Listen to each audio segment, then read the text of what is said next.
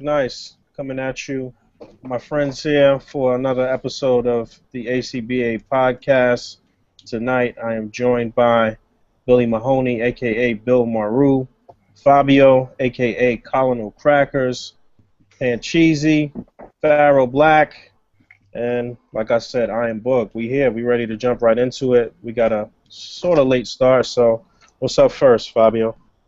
All right, then. So we've been getting slammed with trailers this week, am I right? Yeah. It's kind of reminding me of Hasbro just putting out wave after wave of new content, but man, these trailers they've been pretty good so far. We had 3 new ones drop this week. So the first one was X-Men Apocalypse, which is the sequel to Days of Future Past and almost like a new trilogy of X-Men films, it feels like. And then we've got TMNT Out of the Shadows, sequel to the Michael Bay flick, and then today they just dropped Independence Day Resurgence. So we're getting Jeff Goldblum back in the Independence Day saddle. And I saw the trailer for that one just today when it dropped, and holy shit, that one's got me excited. But we'll get to that. Bo, let's go to you first. What do you think about these trailers? What do you think about the season of trailers that we've gotten these past few weeks overall? And, compare a few of the trailers that you like and dislike. I didn't actually see the Independence Day trailer yet. I need to check that out. But I saw the Teenage Mutant Ninja Turtles trailer.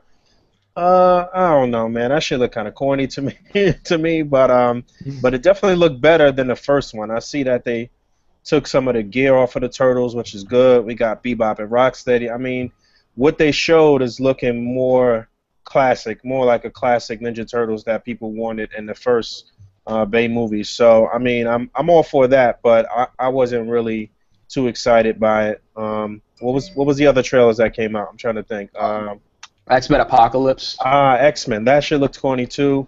I like to see Apocalypse grow. That was like the thing that stood out to me the most in that trailer. But it looked kind of cheesy, man. I wasn't feeling that either. And what else? What else came out? What was the other thing you said? There was just TMNT, X-Men, and Independence Day, but you didn't see that yet, right? I didn't see Independence Day, but yeah, I wasn't overwhelmed by any of those. I would probably say that from those two, I'd probably say Teenage Mutant Ninja Turtles looked more appealing than X-Men, which is kind of nuts. But neither one of them looked that good to me. Yeah, whenever I saw the Apocalypse trailer, it actually, to me, and I've hated every single one of these X-Men movies. I actually kind of liked First Class a little bit, if you can kind of push it aside and look at it as its own thing. But this looked like a real X-Men movie to me. I mean, you finally get your bald Professor X, Mystique being a hero, because she's always been a hero. They nailed that. That's sarcasm. That was bad. I was like, why? I believed you for a second. I'm like, does he know what he's talking about? I saw that, and then I saw, the emo Nightcrawler, which they went with the stupid scars on his face again, which is just a big waste of time. Nightcrawler is my favorite character, but I can complain and complain. It's going to come out. I actually kind of want to see it because the movie did look entertaining. As far as Ninja Turtles goes, man, that first one it broke my heart. It broke my heart in so many pieces. I'm still trying to put that back together, but watching it, the new one, I was like, okay, Bebop and Rocksteady look kind of like 2002 CG, but they were fun. It seemed really fun. They finally toned down Leonardo's voice to where he's not, so Johnny Knoxville, where, he saw Splinter and he was like, hey, it's Dad, and we're going to go do some stuff. And I was like, oh my gosh. He's like a serious leader. And Megan Fox's stomach was also in the trailer. I'm sure everybody saw that. And then I can't help but really actually get excited about Stephen Amell as Casey Jones. I'm a huge DC guy, and I follow a lot of their stuff. I love Arrow and Flash, even though Arrow's kind of all over the place. But Stephen Amell, he was a stunt double before. It's awesome. I haven't seen the Independence Day trailer, so I can't give anything on that. But I hear Jeff Goldblum, and I'm in. I like the Ninja Turtles trailer. I really didn't see what the big deal was about Ninja Turtles. I think that they brought a lot of cartoon element to the actual movies with, like the jet skateboards and everything. In this new trailer, I was happy to see Bebop and Rocksteady. Hopefully that's that all that shit coming down had to do with the Krang and everybody and everything, whatever. So I mean, looked alright to me. I'm definitely going to go and see it. X-Men. I mean, I don't really give a damn. X-Men never had me movie wise ever. I've never seen a good X-Men movie. Hell, since the 90s I haven't even seen a good X-Men cartoon. So, but and Independence Day. I mean, how long has it been? 21 years? Yeah, something like that. Who the fuck cares? Like, really? The aliens took 20 fucking years to come back and do something? That's how it looked like me? Come on, man. I don't know. It looked really, now that trailer looked really corny. Some of the lasers going back and forth and all that bullshit. I don't know. I'll watch it, but I'm definitely not going to get my money to go see it. But I do like Jeff Goldblum as that dude. So, I mean, I was happy to see him, but... Yo, I actually forgot about that X-Men anime. That joint was okay. It had some okay elements. It was boring. Remember that? It was very slow though. It was very slow. Yeah. The Independence Day trailer. The only reason I was locked in was because it was Jeff Goldblum front and center. Huge Jeff Goldblum fan. It's nice to see that he's definitely taking the reins. It looks like he's the main character. It's not like sharing Will Smith like the first one. So I mean, in that aspect, I'm locked in on that movie just for more Jeff Goldblum because 2015 there's not enough Jeff Goldblum. But for Ninja Turtles, I mean, I might be one of the only people on the face of the planet that went to the first movie and didn't come out steaming mad. I mean, I like the Turtles. I thought the movie, for what it was, I came into it with a realistic approach of, you know, depending on like who got their hands on it and like the studio behind it. I felt like it was all right. The trailer for the second one, I thought it looked really cool. I thought it looked really tight. See, like, that's what I'm talking about. Bebop and Rocksteady, obviously they look really cool. It was cool to see all these other people nods to like Krang and like all those other villains in there. I just thought it looked really cool, and like when the Turtlemobile was like firing off the sewer plates, like that was incredible. That was like crazy to me. X-Men, I'm pretty much on the same page with everybody. I generally give a fuck less about the X-Men live action movies, so. I don't want to interrupt, but is nobody gonna address Tyler Perry? I was gonna get to that. Tyler Perry it was kind of messed up, but I mean he does look like Baxter Stockman though. Yeah, man. he truly does. I'm not about to lie. If Baxter Stockman looked like an old black grandma, yeah. We've got Rodney Curtis Hall, who played, Ben Ulrich and Daredevil. There's your perfect Baxter Stockman, but I don't think they take the movies that serious. Clearly not. Well, I thought the X-Men trailer, I'll go in order here, but the X-Men trailer was the first one I saw this week. I thought it was pretty good.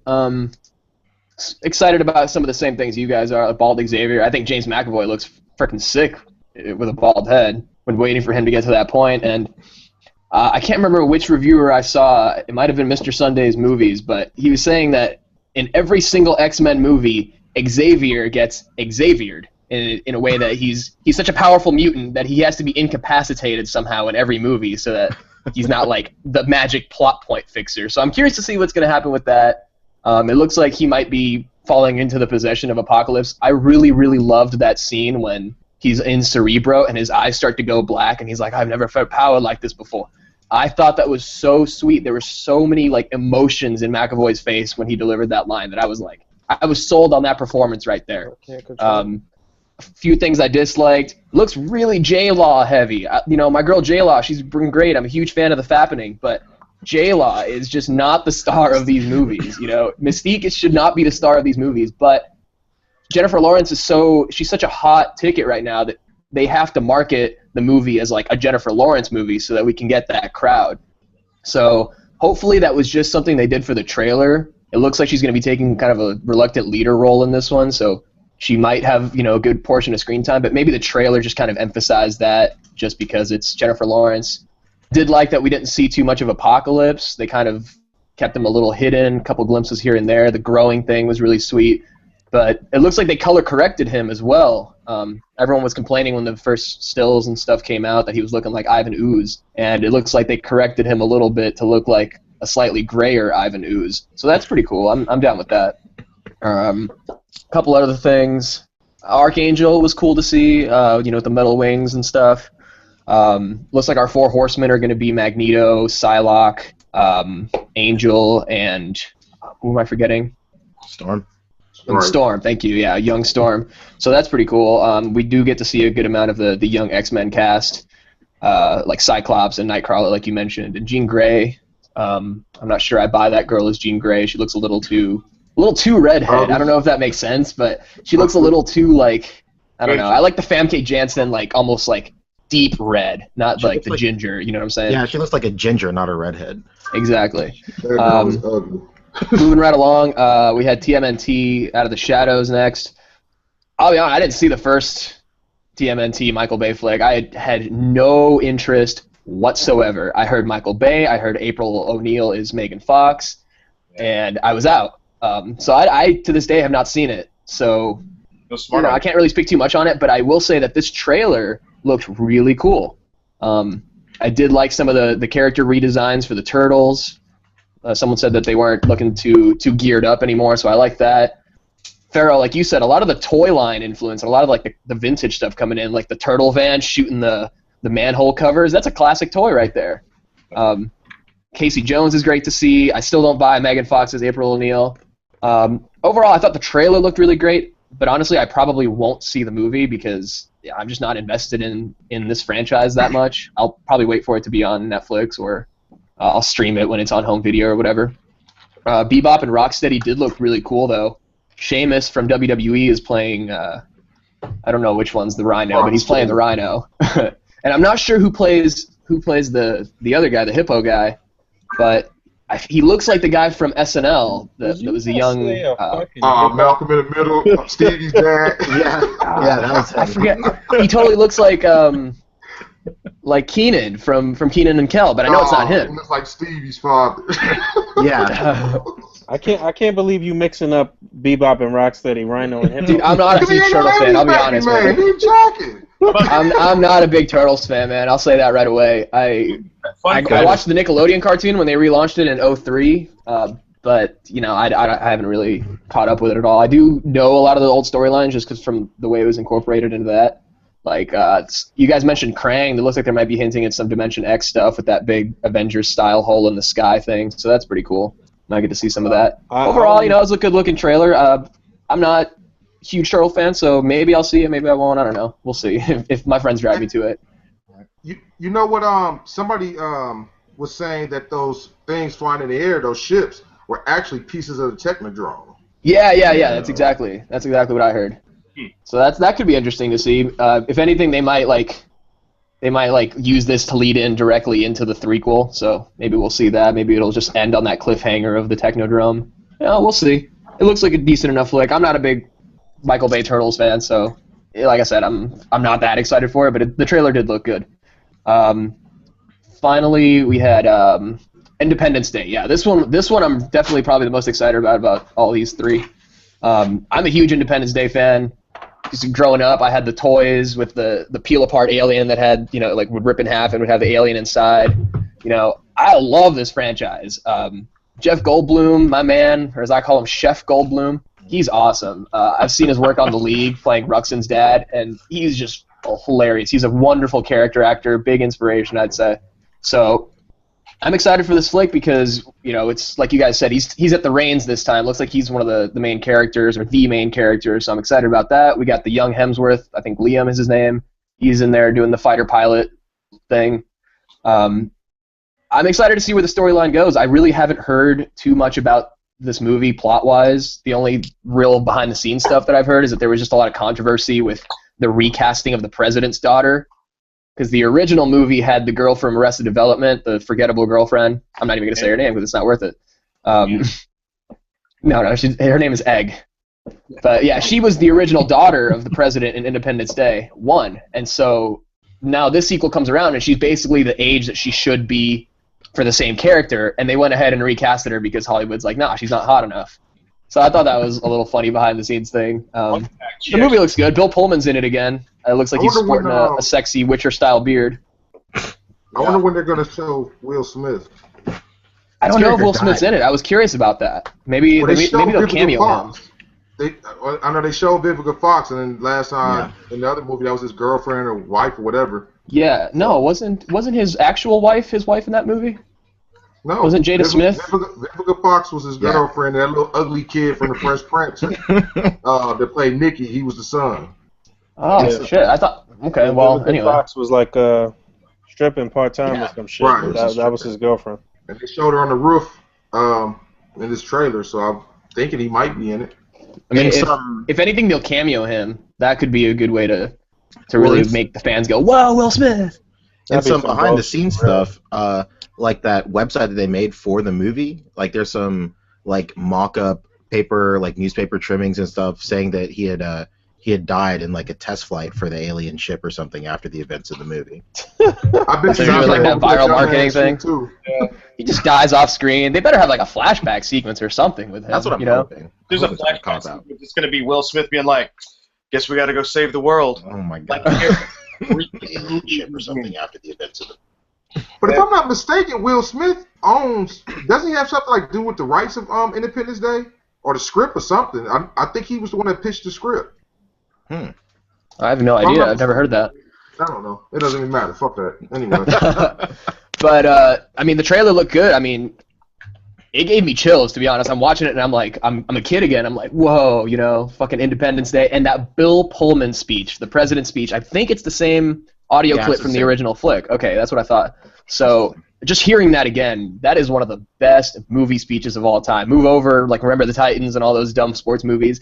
This is the hypest inspirational speech in cinematic history. Do you remember movie speeches? I mean, it's a pretty good one. Oh, man. Get the fuck out of here. Our independence. I mean, it's just, here it is. It's Bill Pullman. And, last time I'm not saying it wasn't good, but I can't remember what the fuck he said 21 years ago, man. I watch that movie every year, though. Well, watch that trailer. You're going to get the chills, too, man. I wouldn't steer you wrong. It looks good. It just seems like a natural extension of the storyline with, like, the humans making new ships, a new armada based on the alien technology, and then a big-ass alien fleet comes in, and we'll see how that goes down. But, it looks like your classic disaster piece sort of movie where it's just tons of buildings exploding and lots of cinematic set pieces and stuff. So it's going to be a fun time in the movies at the very least. It's classic Hollywood prepping you for a real alien invasion. Yes, sir. That's absolutely correct. From.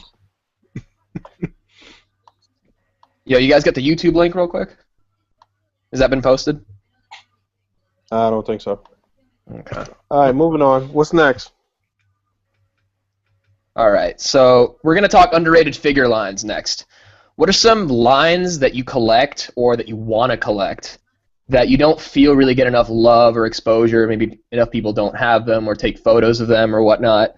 It could be modern, it could be vintage, it doesn't matter. But what's something about this particular toy line that you choose that makes it special that you think people should be keen on? Boog?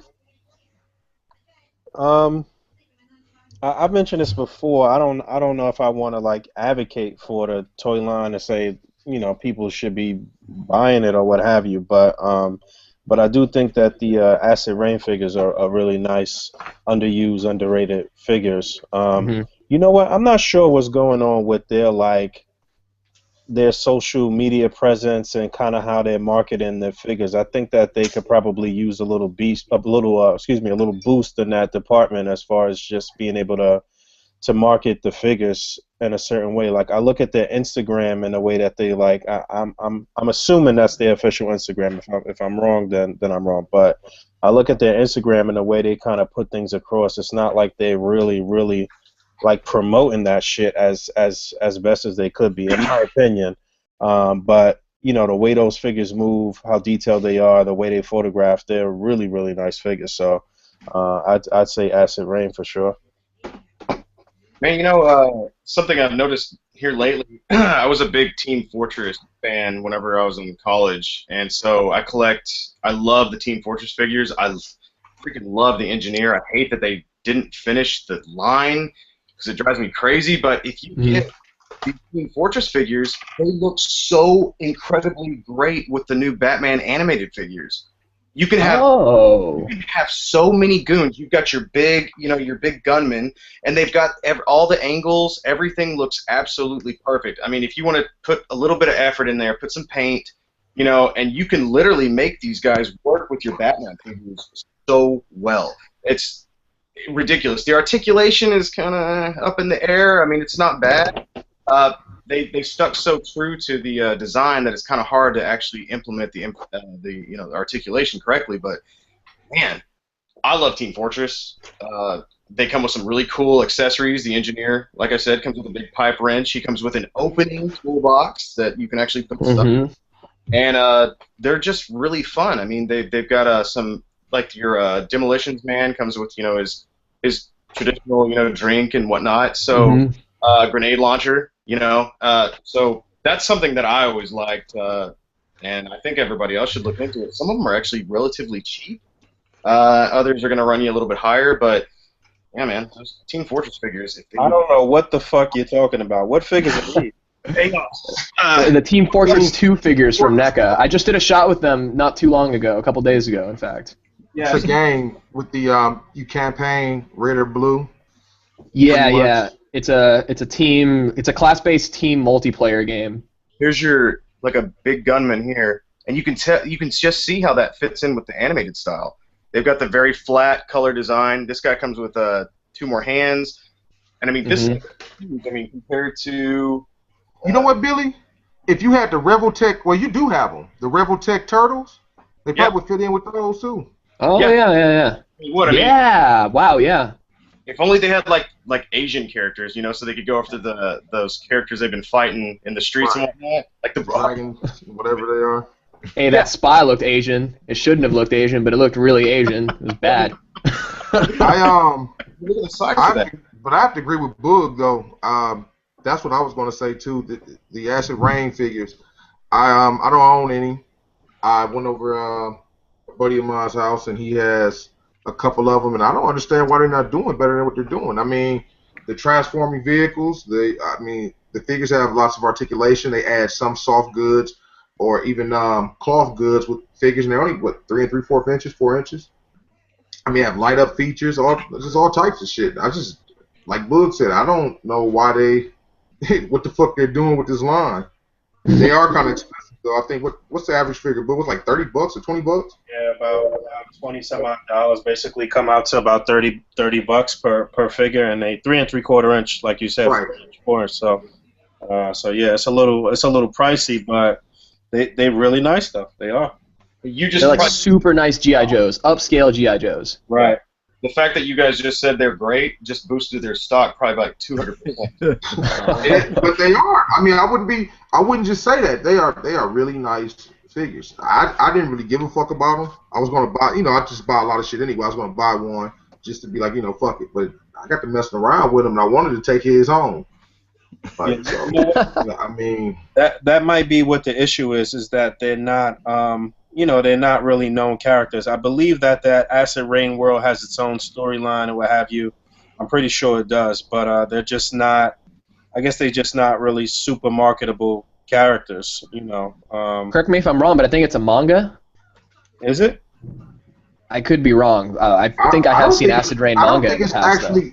I think it just came out of like the blue. I'm not really sure, so I don't want anybody saying, "Oh man, that man." I mean, if it is its own storyline, I think that's cool. I think that a lot of toy lines back in the day used to do that. Is just make the toys, and then you would see either tie-in comics or books or television shows or whatever. That's how every toy line. Exactly. Exactly. So it's nice to have that. Articulate Icons is the same thing. They're a brand new toy line, but they have their own storylines and stuff, and I'd love to see those adapted into some like short stories or those bios are cool, but maybe some comics or what anything. But, that was the same thing with Scarabus, with the whole Four Horsemen and what they were doing. I mean, it's just you got Metropolis and stuff. Yeah. Shit is nice, man. All those Four Horsemen figures that people sleep on, those figures are really, really nice. I got one right here. This is a really, really nice figure.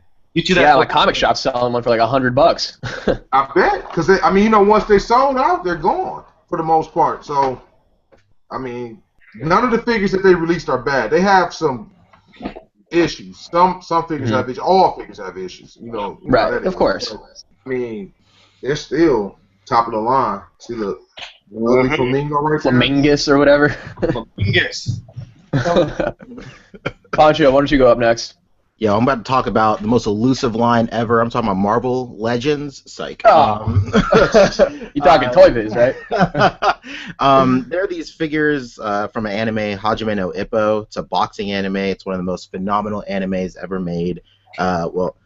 Properties. It's a manga as well. They're made by Epoch, which they still are around, but they don't do figures that much. These figures are unbelievable, completely ahead of their time. They came out in 2002, and these guys look great. I love these figures so much. I've been on a mission for the last 6 years to secure every single one, and I'm missing one. I'm missing one figure, and they never ever show up. Like, I mean, you want to talk about stuff being rare on eBay? Like, you're talking about a rare figure, and then you'll look on eBay, then you'll see people are like just scalping prices and stuff. Like maybe so for instance, maybe like a Comic-Con Goku or something. He's a rare figure, yeah, but you see him on eBay all the time. People are trying to charge like $900 for him or something. But these Hajime no Epoch figures, they just literally never show up. For like, you'll go to the past sold listings, and 6 months back you won't find anything. And it's nuts. They just simply never show up. So it's really hard to collect for them. I was lucky enough to get my hands on the ones I have now, and I don't regret it. I had to pay out my ass for the first ones I ever bought because I got them on eBay. And then the other ones, I was lucky enough to find them at good prices. And they're just phenomenal. They have like really good points for articulation. They have a really great ab crunch. They have double jointed elbows, double jointed knees. This guy has like really soft rubber clothes, and the other ones have real cloth clothes as well, and they're just really nice. And whenever I do a photo of them or I do a video of them, like the whole comment field is, "What are those figures? What are those figures? Where can I buy them?" And I just got to be, the deliverer of bad news. Hey, I don't know. Make a time machine, go back literally 13 years, and maybe you can find them. I don't know, but that is next to probably SH Figuarts, and this is like my favorite line of figures ever, period. I mean, Dragon Ball is my favorite property, and then it's Hajime no Ippo, and then when I found out that they made figures for these guys, like I couldn't help myself. I had to get them, and these are like 2002, and just like the stuff that's going on with these guys, like all the points of articulation, the sculpts are phenomenal. They look like they're jumping off the page, jumping out of the screen. They just look great, and it's my favorite. What's the average price for one? Gorgeous. There was a 2-pack of these two guys. The last one that sold for $500 on eBay, and it went up and it immediately got sold. So good luck. You can't even get collectors to pay $20 for something. I know, right? Shit. But when they were out, they were like $20. If you go to like Hobby Link Japan, they still have the listings. They still have the clearance listings when they're $5 each. And I'm all like, okay, well, it says out of stock, so fuck you, whatever. Yeah. But yeah, that's my favorite one. Cool. Well, underrated lines. I've mentioned this line before. It's my favorite line of 2015. I love all of NECA's top-selling lines, like Predator and Alien, and Pacific Rim is another one of their like big sellers now. 3 years after the movie or however many years. But to me, Planet of the Apes Classic Collection was my favorite line of this year, and it was a failed experiment. Like, I'm going to be the first person to say that it was an absolute failure of a line. They got 2 waves that hit retail, an Army Builder 2-pack, 1 statue, like deluxe piece of, I think it was like limited edition, and a couple of like the retro classic figures. But none of that stuff really did well at retail at all. I can personally say that I was the only one buying these figures at my Toys R Us, because I would buy pretty much everything they had on the pegs, and then I'd come back, they'd restock, and they'd be sitting there for weeks. So I ended up buying, more army builders or more, just a couple extras for customs. I even bought an entire extra Wave 2 and like one figure from Wave 1 to donate for Photo Combat, and Shannon Bowie ended up taking that home, as well as an army builder 2-pack. So. Yeah, good for him. No, good for him. Because this line, whether you open it or not, this is a line that's like, I feel like it's gonna have like a nostalgia value a few years down the line that like NECA Cult Classics has now. That people are like, oh shit, it's a Cult Classics figure. It might not be that great because, I mean, speaking of Cult Classics, those are mostly static figures. But when you get them now, it's exciting to get them because it's a property most of the time that you wouldn't have. Like I have the John McClane from Die Hard 1, and that's not a license that they have anymore, but I'm excited to have a John McClane figure even if it's static. It goes great with the Rambo and John Matrix and stuff.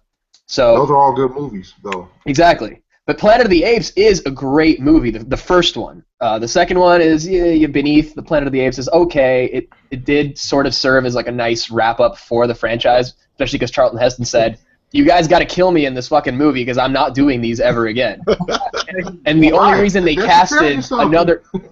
they cast a guy to star in the second movie, the only reason they cast him is because he looked like Charlton Heston, because motherfucker just didn't want to be in the movie. He was done with the franchise. They were gorillas with perms. Who the fuck wanted this shit? And that's the funny thing is, as the movies go on, the makeup and special effects budget gets cheaper and cheaper, so you see these flimsy-ass gorilla masks that look nothing like the original. It has this like timeless value. I don't know, man. I will say that I saw the figures because I had to send them to Shannon. So they were really nice looking figures, man. It actually almost tempted me to buy a couple of them, especially when I saw your shot, Fabio, with all the army builders and stuff like that. I'm just a sucker for army builders, really, I guess. But they were actually nice looking figures. I'm not gonna lie. Did he lose Photo Combat? Nah, he won. I mean, I feel like I lost. You said I played the H figures. I'd have been like, dude, Pharaoh, quit your hate. This is a fantastic line. Nah, man, you like it, it's all good. But I mean, didn't one of them dudes smash one of them gorillas or something? I've only ever had one of these army builders break on me, so the quality of it was pretty good overall. I would say just they made a lot of missteps in the way that they handled the line, as far as like in the first wave they released Cornelius, Dr. Zaius, and a general. And then in Wave 2, they released another Dr. Zaius, and both Dr. Zaius ended up warming pegs forever. So things like that kind of really hurt the line, and a lot of the big thing was that they didn't want to do any of the human characters, only if the line was successful and they got like several waves in. But Randy had it planned out for like 5 or 6 waves, but ultimately it only got to 3, and Wave 3 was a Comic-Con and Toys R Us exclusive. So, remember, kids, this is the same dude who's going to try to sell you them awful Bill and Ted figures. Hey, what if it comes with a phone booth? What if it comes with a phone booth? Yeah. Then you're in, right? Man, I love it. But yeah, I mean, Planet of the Apes, it's a classic movie. It's one of my favorite classic movies of all time. I'm a big fan of, old shit, way too old for me. Like, I love Star Trek over Star Wars, even though I grew up with Star Wars. I just like kind of the 60s, 70s, like, retro futurism of these movies and of Star Trek. I like the old school view of the future. Obviously, like, the future that they planned out looks nothing like what we have now, except for, I mean, we're doing Star Trek shit right now, if you think about it. We're hailing each other's video frequencies, you know what I'm saying? Yeah. So, to a certain extent, it's like, I love that plasticky, like, too nice look of the future, and that art style is just something that really speaks to me. And the Planet of the Apes films are like this classic theme of like man versus nature and the arrogance of man, and it's a good theme. It's something that holds true to this day. We're a race that's it's possible for us to destroy our entire planet overnight if we really, really wanted it to happen. So it's that late 60s sort of pessimistic view of the future that human is like bound to destroy itself. It's something that is just kind of a cool theme that I enjoy. So Planet of the Apes, the movies don't get better as they go on, but Fuck those apes. Aren't they coming out? So with I mean, that's me. It's underrated, and it's going to be hard to find in a few years. I mean, I'm done with my army building for this point because I feel like I've got an even number of enough You ain't about to gorillas. find them shits no more. Of course. It's hard to find them. It No, really man, is now. right now, hey, just for your pleasure, man. Tomorrow when I go out to Toys R Us, I'm gonna shoot you a video and send it to you, man. There's tons of them bitches at my. Well, like I said, they're all gone at mine because I was the only one that bought them. Yeah, you bought them all. I did, man. It's great. But yeah, that's it. It's just I think it's going to be a line that people are going to look back on and be like, oh man, it would have been a fun line to collect. But speaking of holes in collection, we weren't speaking of holes in collections, but we're going to speak now about holes in collections. So what's a figure that you guys have been coveting after that maybe a company just hasn't made yet, or something that is in the pipeline that will help complete a team that you're trying to finish? What's something that's missing from your collection that you feel really needs to be there? Boog. It's a few things that I'm really looking forward to. I was setting up some displays today, and I wanted to do something with the Illuminati. I'm really looking forward to that Namor figure. They hinted that it's going to be like a Walgreens exclusive or something like that. So I'm really interested in Namor. He'll definitely fill a lot of holes as far as teams and different displays and stuff you want to do. He could be on Illuminati. He could be on the Cabal. He could be, with the X-Men. Fighting Iron Man. It's Namor's been all over the place the past couple of years, especially in the comic books. Him and Black Panther been going at it over the past couple of years. So he is one of the most anticipated figures I'm looking forward to as far as Marvel Legends next year. What else do I want? I want them to do a couple of Batman animated series figures and the classic look, or the animated series look, and not the new Adventures look. So I hope they redo Scarecrow. That'd be cool. I had that one on my mind. I guess Pharaoh had mentioned was that you, Pharaoh, that mentioned the Grey Ghost? If they did that, that'd be really dope. Grey Ghost. Yeah, that would be really dope. I'm excited for that Phantasm 2-pack. That looks pretty cool. Them shits ain't gonna move anyway. I'm really just, you know what? I saw that Mad Hatter. I saw a review of the Mad Hatter figure today, and that shit looks really nice. But again, that figure is not moving at all, especially with that. He didn't do shit anyway. Right. Really. With the whole overcoat, the way it's designed, it's not moving. But what else? To fill holes in the collection, I could see Black Series doing the X-Wing, since they did the TIE Fighter. I didn't pick up the TIE Fighter, but if they did an X-Wing and I could catch the two of them on a sale, then I'd be tempted to get the two. That make for a nice display piece if you could hang it from the ceiling in your figure room or something like that. I don't know. I'm kind of drawing a blank right now. I still need that power loader for NECA. I still need that. You know what I want to get? I talked about this last week too, on the Two's a Company, Three's a podcast, which will be out Tuesday. But I talked about these Star Wars walls that this company is putting out. I got to look up their handle on Instagram. But I'm definitely interested in getting those. They look really, really good. They photograph well. They look really cool. Did you say walls? Yeah, they're like they look like basically portions of the Death Star. Okay. Yeah, I think I've seen that. It looks badass. Are they called space walls? Yes, exactly. Star panels. The Fuchs reviewed them recently, and that put me onto them. And then I checked out their Instagram, and they look really good. So I'm interested in picking those up as well. I'm drawing a blank. There's a lot of shit that I want, but I'm really just drawing a blank right now. So I'm pass it off. My main one, bam, right there. If you could give me a Mera DC that actually has some articulation, I would fit my collection. Another thing I'd really like is a DJ for my Street Fighter collection. Yeah, good luck on that, bro. Yeah, well, I was trying to sell off my collection the other day, and nobody bid down on it. And I started looking at it. I was like, damn. I can't believe we never got DJ. Like, we have every single character, like up to Super Street Fighter Plus, I was like, well, that'd have been really nice to get a freaking DJ. I don't really have a whole lot of wants when it comes down to that, unless you can give me some articulated, real Ghostbusters animated figures.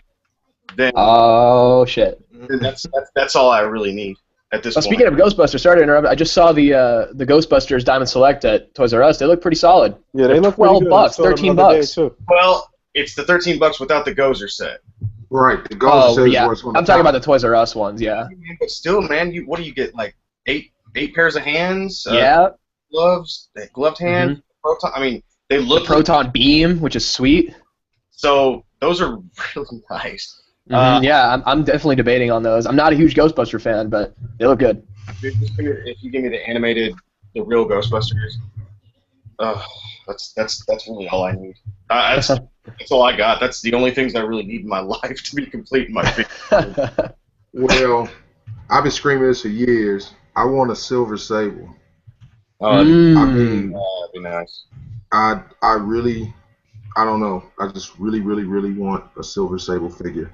Actually, it's a bunch of shit I would like to have. I know I'll never get the Shredder from the NECA Turtles, the Foot Soldier from NECA Turtles. I just do not know how they didn't go ahead and push that out quickly enough to to make it to market or whatever. Playmates got in the way. Yeah. I know we're getting that Kratos figure, which is good, but I'm hoping that they push forward and make a couple of the Villains. the not even just Kratos, just some of the shitty fights and just so like hopefully we get that. There's not a bunch of stuff that I actually want. I mean, it's just kind of like moot points to make about like I hope Mayfix makes Bang figures so I can complete the Batman movie shit on out and shit like that or whatever. But mostly it's the Silver Sable figure. I want I really want a classic Beetle. I don't know. I think we might have seen that, but I'm not sure. But I definitely want a classic Beetle, and I do not understand why we don't have a Firestar. Yeah. The chick from the There's a universe one. cartoon. Yeah, but I just don't understand. It's just like certain things I just don't understand why we don't have it. It's funny that you mention that because they announced the Iceman as part of the X-Men wave next year, so it's a good possibility that Firestar might come around at some point. You got Spider-Man, you'll get Iceman. So well, here's the hoping, man. I hope they go ahead and start, rounding out some of these teams with some of the more classic figures. I mean, I'm grateful to get the newer shit because I do like newer figures, but I mean, I do want some older shit. I got a bunch of older shit sitting over here with nothing to do with it because they're not either create updates for this shit and complete the team that way, or give me the older shit. But yeah, I'm definitely with you there as far as like I feel like people get lost in what's new and trying to be current when in terms of displaying. I have no problem like putting up a display that's supposed to be set in the 80s or the 70s or whatever with some of those older characters and stuff like that and older costumes. I like doing stuff like that too. So yeah, I'm with you there. I would definitely like to see. And where's the Hellfire Club? Word. Oh yeah, that would be the best army builder they ever put out. Word. I'm like, I don't understand why we don't, and one other thing, especially with the popularity of these Netflix shows, it leaves me to just wonder, are we going to ever get anything from those shows? I mean, I finished just not to carry on, but I finally finished Jessica Jones, and if they made that figure, definitely I would probably want her more than any of the other characters they shown. Yeah. So I don't know, but those are my wants. To touch on what Pharaoh's talking about right there, they're not even putting those character designs into the new Lego game. There was actually a couple of news reports the other day as to why they're not putting those designs from the Netflix shows into the new Marvel Avengers Lego game. And they're too adult. Yeah. That makes sense. Definitely. Speaking of what the kids doing fucking scenes, right? I mean, yeah, but we got Walter White, figures. We got. With I mean, Yeah.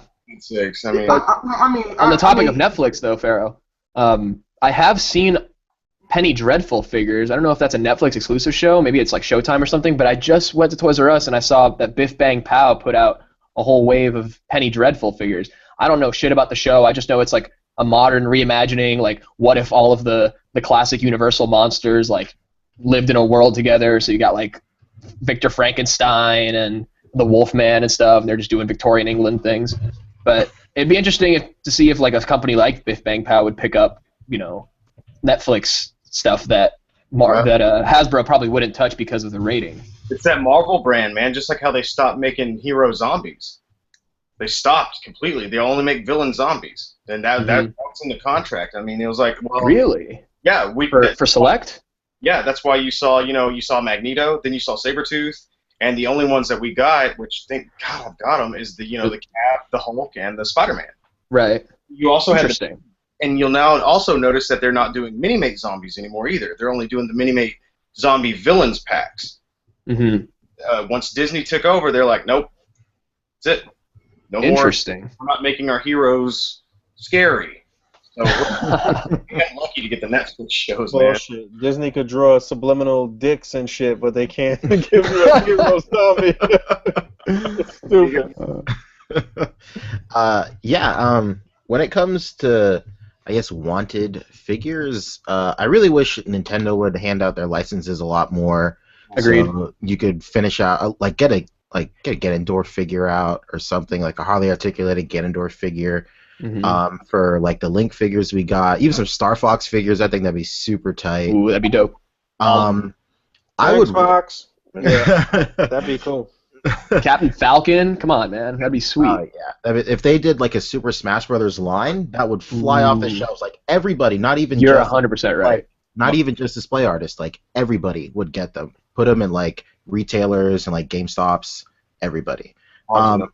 But right on the same level of that, I think I want some. I've been clamoring for years for like some Mega Man villains to go with those D-Art Mega Man lines. Farrah, I see you have a D-Art's Mega Man figure in one of your drawers back there. Got me thinking about that. I'd love to see just some of the like Robot Masters, like either from the original series or Mega Man X, just somebody like. They don't even have an articulated Sigma for Mega Man X. It's just like really odd that they just have Vile and then Dark Zero. That's it. You're right though. That's crazy. Yeah, it's really weird. And the same thing with the original Mega Man. They have just Mega Man. They don't even have an articulated Proto Man.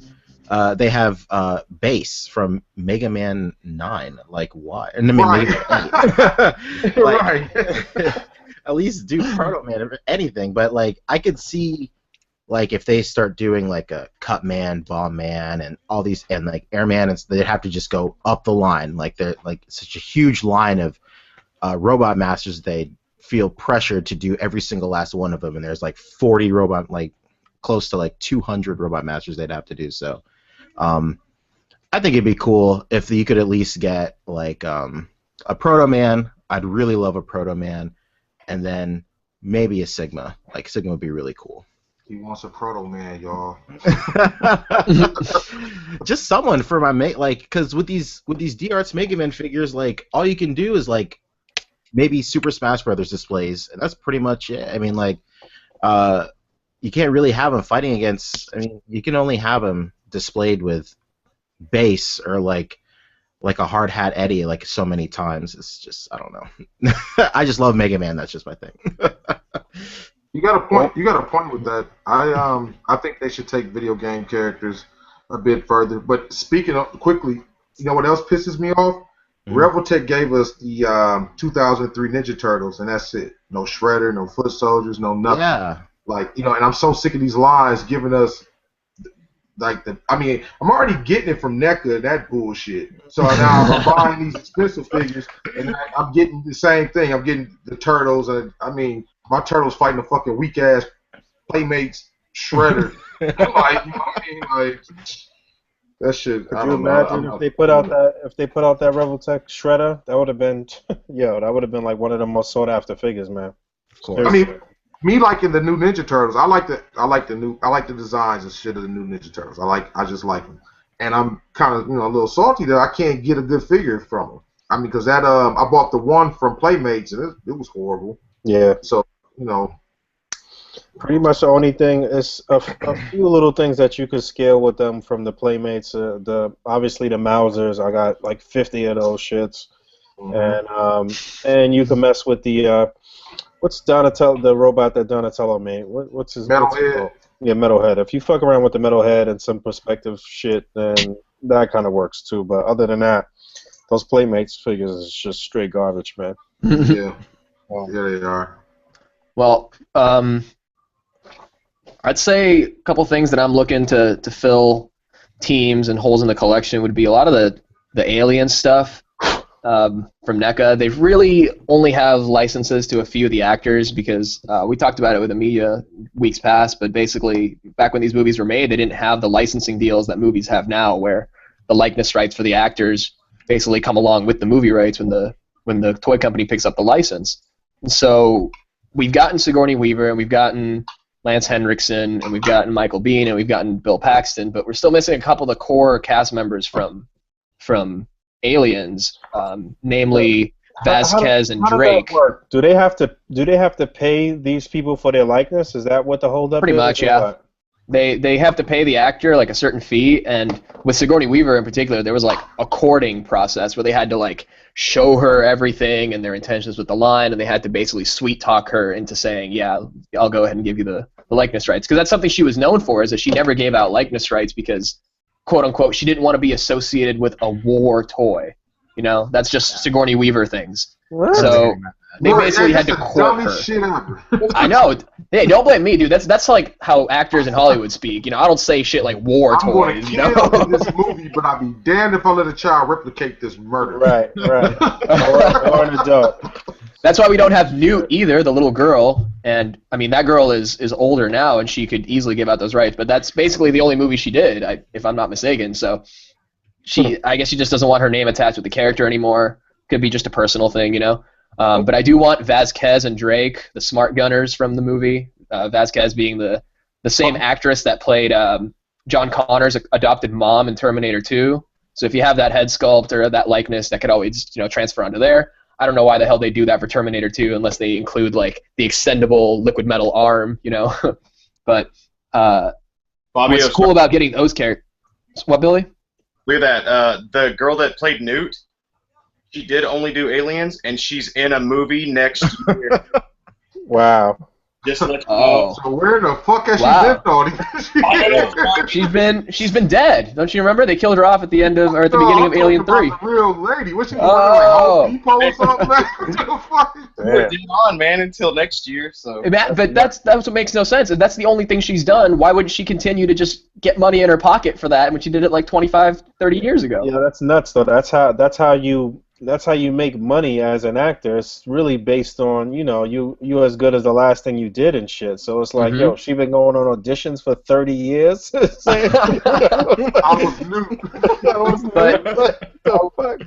And while staying on the Aliens thing, if they get those likeness rights for those characters, I could imagine them. I know they're going to be doing the Kenner aliens, like the xenomorphs, but I really want them to do the Kenner human characters, because Kenner did the Aliens toy line back in the 80s, and they had these crazy designs. Like you had Bishop with his sweet shades and a Gatling gun. I want to see that in a NECA figure, just like they've been doing with the Predators and with the glow-in-the-dark RoboCop and all those retro revamp figures. I love that shit. So that's a logical next step for NECA with the Aliens line.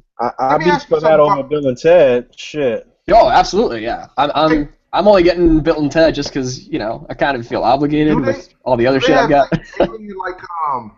Is there any, backstory or secret story, or whatever you want to call it, that wasn't out in a movie, I don't know, maybe in a book or something, where there are characters that you didn't see on screen that they could actually, like with Star Wars, there's a bunch of fucking characters you just never see in the movie. Expanded universe. Yeah, they absolutely could. Expanded universe type shit. I was just going to say that what was it? The Comic-Con 2014 exclusive was the Ahab Predator, which is from a Dark Horse comic series called Fire and Stone. And that comic series, one of the best ones I've read this year, it's essentially a tie-in between, in order, Aliens, Prometheus, Predator, then Aliens versus Predator, and then it finishes up with like a conclusion with the Prometheus storyline. But basically, what they did is that they did a sequel to Prometheus, kind of based on the events of the movie. Like, you know how that big ship crashes at the end and crushes Charlize Theron? Right. Basically, the contents of the cargo hold, which was all that black goo, spilled out onto the planet, and in about 90 years' time, it created an entire lush ecosystem on that planet, which was previously like a barren moon. So that's like the premise of it, but what's cool is that it ties in a lot of different storylines and different elements from the movies, even if, like Aliens, for example, when the xenomorphs first infest the colony, the Hadley's Hope colony, a lot of the people are dead, but this storyline, Fire and Stone, establishes that there was a group of colonists, that actually made it out of LV-426 and landed on the planet from Prometheus, the moon from Prometheus. And they essentially created a colony there, which then got destroyed by the ecosystem that had flourished in that time. Interesting. So it's a cool little thing. I highly recommend it. It's called Fire and Stone, and it's 4 different tie-in trade paperbacks with 4 issues each, and then 1 double-sized finale issue. So I'd like to see a lot more shit from that, because there's a really interesting character in that called Eldon, who is another one of the synthetics, like from the Alien universe. Like, you know, you've had Ash, you've had David the Android, you've had Bishop. Now this guy's Eldon, and what happens with him is that he gets bonded with the black goo, he gets infected with it, and it essentially turns him from a synthetic person into like an actual like living being, like not a human being obviously, but he becomes sort of mutated by it and eventually actually lives. So he's got a crazy character design that like changes as the story goes on, and he gets more and more mutated. So I would love them to do that, because A.C.B.A. Predator has this huge fight with him at the end of Fire and Stone. So I'd like to have that Eldon to go with that A.C.B.A. Predator from a couple years ago. Get my brain hurt. I don't understand anything. Yo, you guys are into Marvel comics and all that. I love the Marvel shit. It's bottom line, long story short, it's cool as fuck. You guys should read it. I'll take your word for it, motherfucker. Other than that, it would just be like the guys from the Predator team would be cool to have. They're probably never going to do it, but I'd like that, and I'd like Danny Glover, you know, the obvious ones that everyone wants. And someone in the comments mentioned Kane from RoboCop 2, Robo-Kane. That would be a badass deluxe vehicle, too. That would be dope. Yeah, I definitely want that. With the opening chest so you can insert the nuke stuff, whatever it's called. That would be badass. Yeah, that's classic, awful, good movie shit. Right? Yeah, that fucking stop motion thing, that's scary as hell. I love RoboCop 2. Oh, and one last thing, Billy, to touch on what you said, Team Fortress 2. I want them to finish the last 3 characters. But Valve has not been giving out the okay to go ahead and produce them. They have them prototyped, they have them tooled, but they can't send them into production without Valve's okay, and they're too busy making money off microtransactions on Steam and not making Half-Life 3. So who knows when they're going to get to this shit. That would be the 3rd wave, right? It would be the 4th wave, actually, because they've done 6 figures, 2 figures per wave, but in the first 2 waves, they also did them in blue. 3rd wave, they didn't do in blue. Surprised they did a 3rd thing at all. I know, and it came out like super clandestinely, like out of nowhere. Yeah, we need. And it wasn't even that great. Who's our 3rd one? Medic, Scout, and. It was Medic, Scout, and Sniper. Sniper, that's what we need. Man, why make all those figures? Like, you've got this whole team. Mm-hmm. Man. It's not NECA's fault. This one, you can't fault them. This is 100% Valve's fault. They get this shit on Twitter every week. When are you guys going to finish Team Fortress 2? I've asked them myself, and they've responded within like 10 minutes. They're like, we can't. Valve just won't let us do it. They have them prototyped. They have them tooled. They've got the packaging, everything worked out. They just can't send it to factory yet. Valve was disappointed with those fucking figures because they couldn't stand up. I mean, I know that the designs did look video game accurate, but they were horrible figures, man. I know Billy liked them, but they're standing on my shelf. I mean, they're standing on mine. I think they're great. The art style is perfectly matched, and it's. I mean, the articulation, like Billy said, isn't exactly conducive to the art style, but I think they. As far as capturing the look of the character, and you can get some good poses out of him. I just did a photo a couple days ago that it did require a little bit of finesse in the posing to get everything to look clean, but it's workable. They're still quite posable figures. I don't know what NECA has to do with Gearbox to get us more Borderlands stuff. Oh yeah, they lost that license. Yeah. Oh, they did. Because only the Claptrap sold. They were going to do the Psycho, they were going to do a couple of the game characters, but literally retailers only wanted Claptrap. Man, see, we needed the 4 main characters. Anyways. Exactly. That would have sold it. Right now at GameStop, we have a $400 collector's edition of the Handsome Jack collection that comes with a remote control Claptrap. That thing hasn't moved. No one's even looked at it. After they hear $400 for a stupid Claptrap figure, they don't even want it. Who want to spend that? Exactly. So, I mean, I don't know. You're not looking to go into GameStop and spend $400 on a fucking figure anyway. So if you got $400 to drop, you're getting a game system or Mad Games. Like, that's it. And let me just butt in real quick to say, guys, the Q&A is now open, so go ahead and just toss your questions down in the live chat, and we'll address them as we see them. Anything else you guys want to touch on that we've talked about? Any points you forgot to make? I guess we didn't really talk about the Marvel Legends X-Men wave, though, right? We didn't talk. Oh yeah, right? Yeah. Let's. Some people have been asking about that, so let's go ahead and get into that. I touched on it with the Iceman, but apparently they announced the character lineup. We still don't know who the Build-A-Figure is going to be. We actually did a little poll. It wasn't a poll. It was more of a wish list sort of kind of prediction list on the A.C.B.A. Instagram a couple of months ago for figures that we thought would show up in the X-Men wave, and we actually picked 3 out of the I guess 7 or 8 that they announced. So it was Havoc. I forget. I gotta look it up. But the wave looks pretty solid. Again, we still don't know who the Build-A-Figure is gonna be. It could be anybody. It could be Juggernaut. It could be Jugger Colossus. Being that Pride's gonna be in the line. It could be Professor X and a hover chair. It could be so many different things. So pretty interesting. That's so feasible too because of this new suited body that's just hitting everybody. Just pop a ball. That's it. That's it. Done deal. That's cheap. That's easy. Do it. Yeah. I don't know. I'm not really excited for an X-Men wave. I think maybe if they would redo a Gambit, I definitely would want a Gambit. Nightcrawler.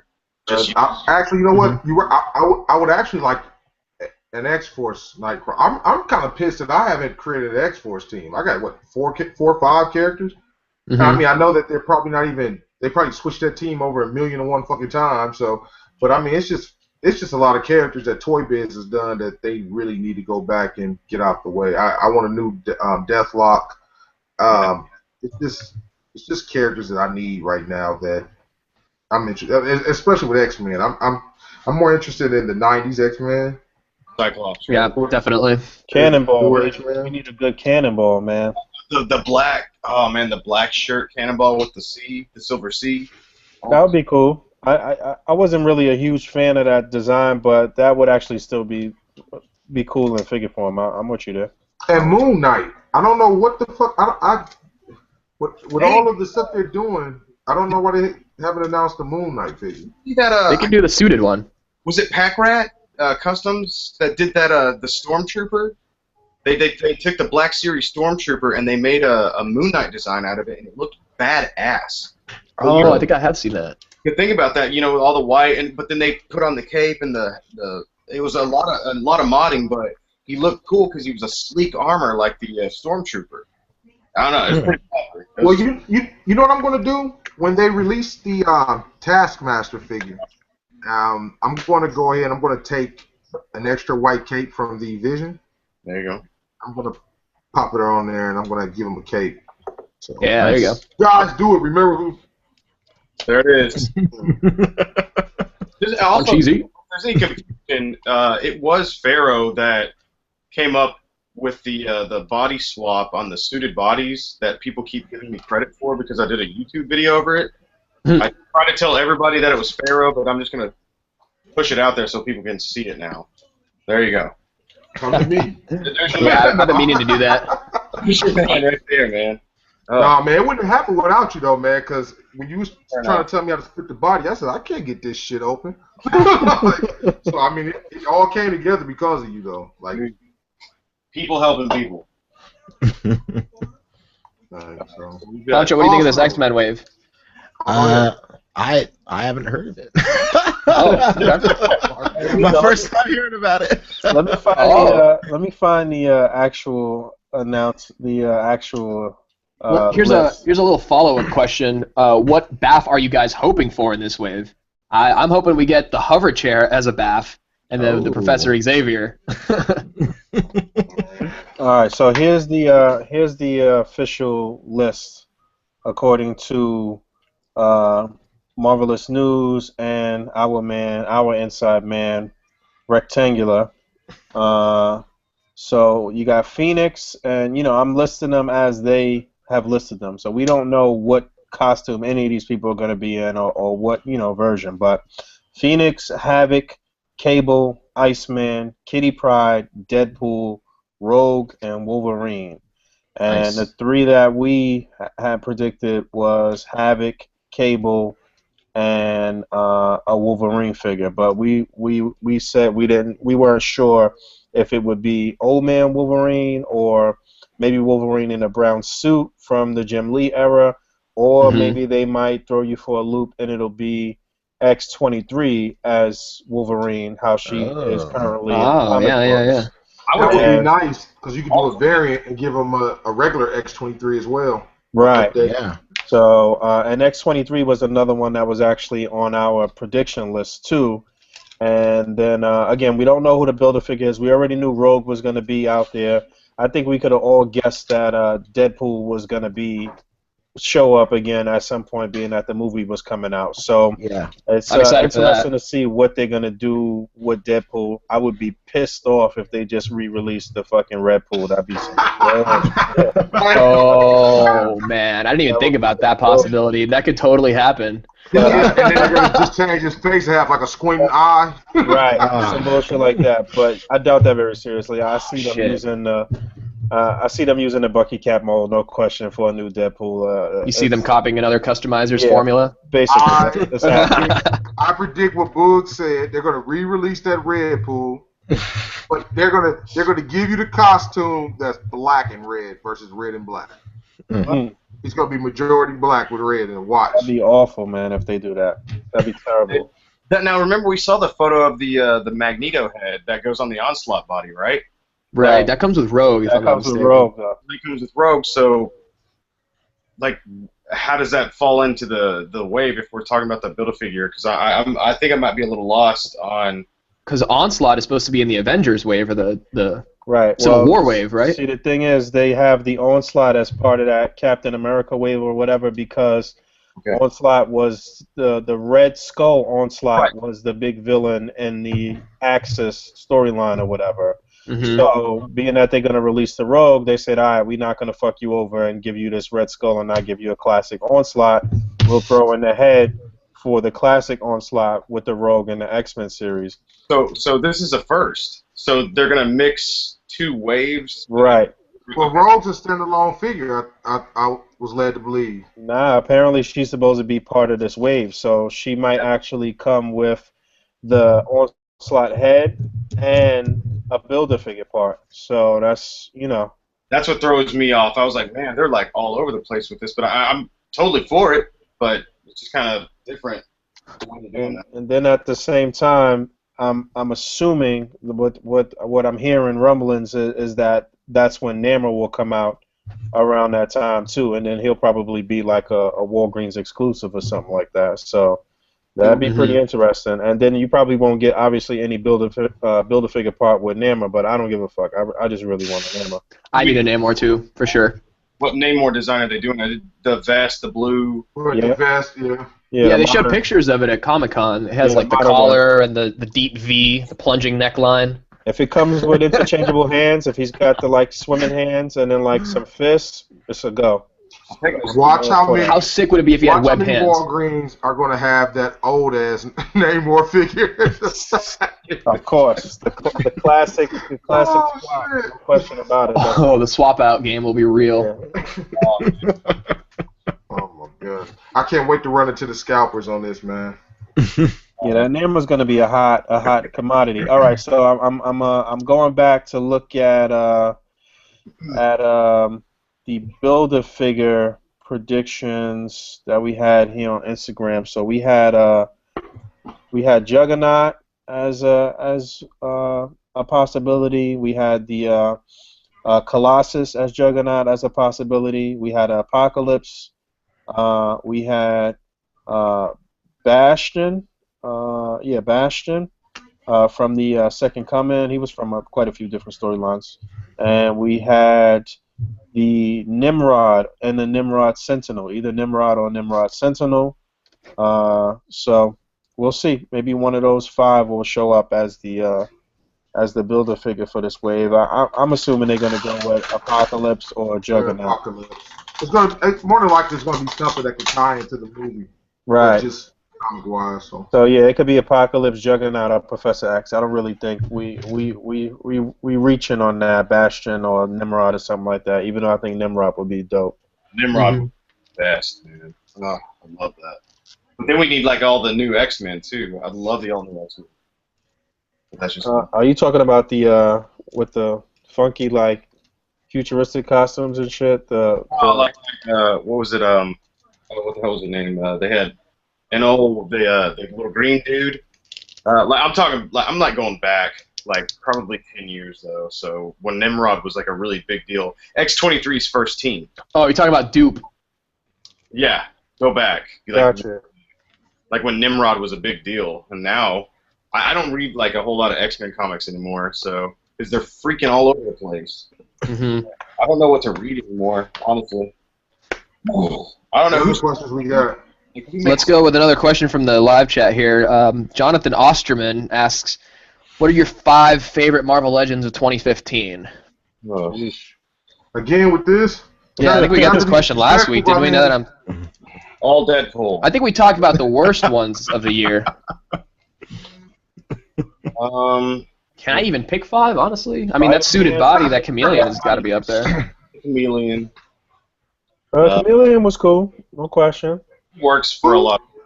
Who did you say? You said Chameleon. Oh. Chameleon works. I've already said this mad times. Pizza Spidey, one of the best figures that came out of any line, and again, not even because it's like genius engineering or anything like that. It's just got crazy fun factor. It's just a really fun, cool figure. I love that Daredevil figure. I don't care. You know what? I was thinking about Daredevil. Nice. I really like the Walgreens one. I just opened it the other day. And that one was cool too. The first appearance one, the classic one, looked real good too. I liked 2099. Yeah, that was good. Yeah, I figured. You don't see that in displays. People don't know what to do with that figure, I guess. But yeah, that it would be nice if they would have did other 2099 figures, but we're not going to do that. Right. Doom 2099 would be sick. We need an updated Maestro Hulk. That's what we need. Ooh, that'd be sweet. Yeah, one that doesn't break at the freaking waist. Right. That Ghost Rider's got to be up there. That was a nice update. But you got to realize they're selling themselves short. Anytime you put a Ghost Rider in line, he doesn't have a bite. They could even if that was the Gilda figure, he was the bite. The jaw opening up was just a little. That was a nice little touch they put out. Yeah, definitely. But the no bike, that was some bullshit. And they gave you a real sus ass chain too. Like who wants a Ghost Walker figure? Right. Ghost Walker. That Guardians 5-pack, all those figures, that's a standout for sure. That was something we sorely needed. Yeah, no doubt. That was a hot release.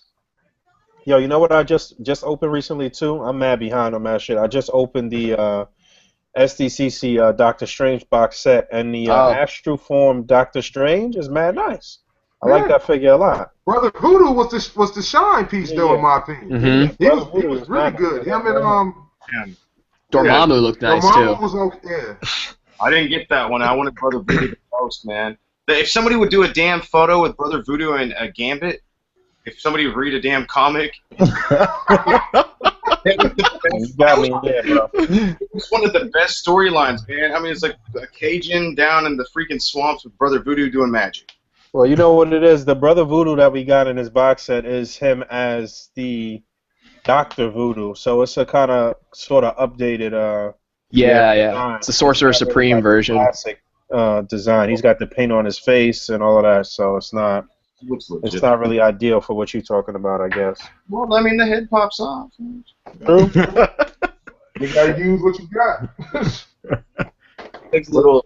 I mean, anytime Batman animated series, Batman is hanging out with the New Adventures, Robin, and whoever else. I mean, you might as well have Dr. Voodoo hang out with Batman. I also I just got yesterday the 4-pack of Avengers Age of Ultron figures with the Hulk, not the Hulk, Bruce Banner and Thor and Hawkeye and Black Widow. I just got it on that super sale that was on, I don't know, a couple days ago. I think it was Black Friday or something. I got it for like $40. So I was happy with that. Oh, you know what? They had a super sale on Amazon. It was like that's where I got it. $47. Yeah. Came in 2 days, prime ship. What up? But that Thor is a nice figure. I like it a lot. Oh, man. The other one, you know, I like the Bruce Banner for the suit. I actually ended up putting that Bruce Banner body on with the chameleon head, kind of like you did, Pharaoh. I got that idea from you. But I think that's the best look for that chameleon head. Yeah, the suit the suit with the open shirt and shit. It's good for quite a few different people though, man. Even Tony Stark. Even Pharaoh's Doctor Strange in like plain clothes was really nice too. I like that. But the bad thing about it is I don't know what the fuck Banner was thinking about putting all those damn colors together. You look at this, I was like, who the fuck let him walk out the door looking like that? I think that was his character. He can barely walk around the fucking helicarrier, let alone dress himself. That man had on, what did he have on? Brown shoes, blue pants, a purple shirt, and what color was his blazer? And a black belt with brown shoes? Are you fucking insane? That's a major no-no right there. Your belt and your shoes got to match, no question. Always. I'm so glad it goes without saying that everybody on this fucking cast knows that you got to match your belt and your goddamn shoes. Definitely. r/male fashion advice, shout out. What else we got? What other questions we got now? Yeah, we got to get some more questions here. Man, the comments are actually kind of feeding themselves. Everyone's having a conversation here. Good. I do like this Scarlet Spider figure. Oh yeah, that shit was nice. I remember when I first started collecting again, like hardcore collecting again. The first thing I got was that Toy Biz Scarlet Spider, and it was back when I was debating on if I could find another one because I'd only seen one, and I don't know. I was in a weird spot collecting back then, so I never even opened him. And then this guy came out, so I'm very excited. You talking about the Spider-Man Classics one? Yeah, the one where he's like. Okay. That wave was solid, period, though, for the most part. I mean, it was. I just didn't like. I didn't care for the Venom figure. Yeah. And naturally, these female figures, they don't move the way I want them to, especially at the ab. But she could have been a nice ass figure. That she could have been nice, man. If it had an ab crunch, it would have been fucking phenomenal. Yeah. But that Kraven was really good. Yeah, I liked that Kraven. That was good. That was a good wave overall. That Rhino was a sorely needed piece. Yeah. Anybody notice in the Target 3-pack on the Vision that he has a new pair, or maybe I'm wrong, but his feet, he's got new toes. Yeah. So I'm wondering if that's like an opening up. So like, fuck, give us like Kazar would be great because he's got those little baby feet. Am I wrong? They're probably going to use those feet for Namor, too. These are the tiniest. He's got little... He said baby feet. Yeah, they are really small. You're right. Yeah, Christine got a hold of it. She's like, look at the size of his feet. And I was like, yeah, he's a manly man, and this guy's got some like size. I feel like all of the feet for the Bucky Cap mold have always been small, though. Even going back to Bucky Cap, his feet were tiny as hell compared to the size of his thighs. You know. When they're in shoes, you're like, oh, those are kind of small. But when the digits are showing, you're like, damn, dude, it's really tiny. Maybe that's more. I mean, you know, everybody doesn't wear 12. You know what I mean? Lucky come through with the size 8.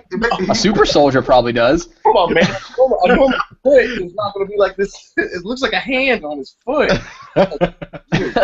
You know what was fucked up about that figure was, I don't know, I felt like the head on most of those figures had like this little indent in it. It wasn't properly molded. Like, it looked a little like lopsided, a little funny on those Vision figures, man. I don't know if that was across the board or not. You're right. The white ones, not the, like my green one was straight. The white one that was fake funny. Like he got hit in the head with a shovel? Yeah, basically. Look at that shit. Look how high that is right there. They dropped him on his head when he was a program and shit.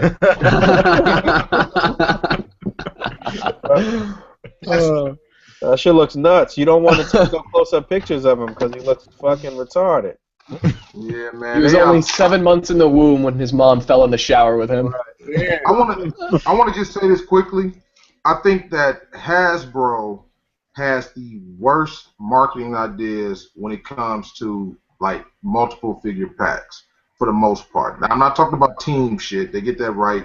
But like with the 3-pack, you give us Ultron, which is a natural builder. I mean, army builder, and you give us Vision and the Hulk with who? I mean, I have 3 Ultrons. I only have 3. But I didn't.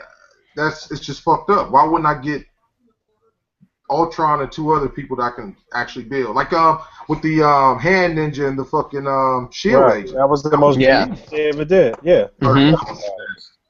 When those shits was out, when the Hand Ninja and the Shield Agent was out, every time I was in True, I just bought 1 or 2 every single time, no matter what. Like, man, those things went on sale at my Toys R Us for $12. I bought 7 of them for $12.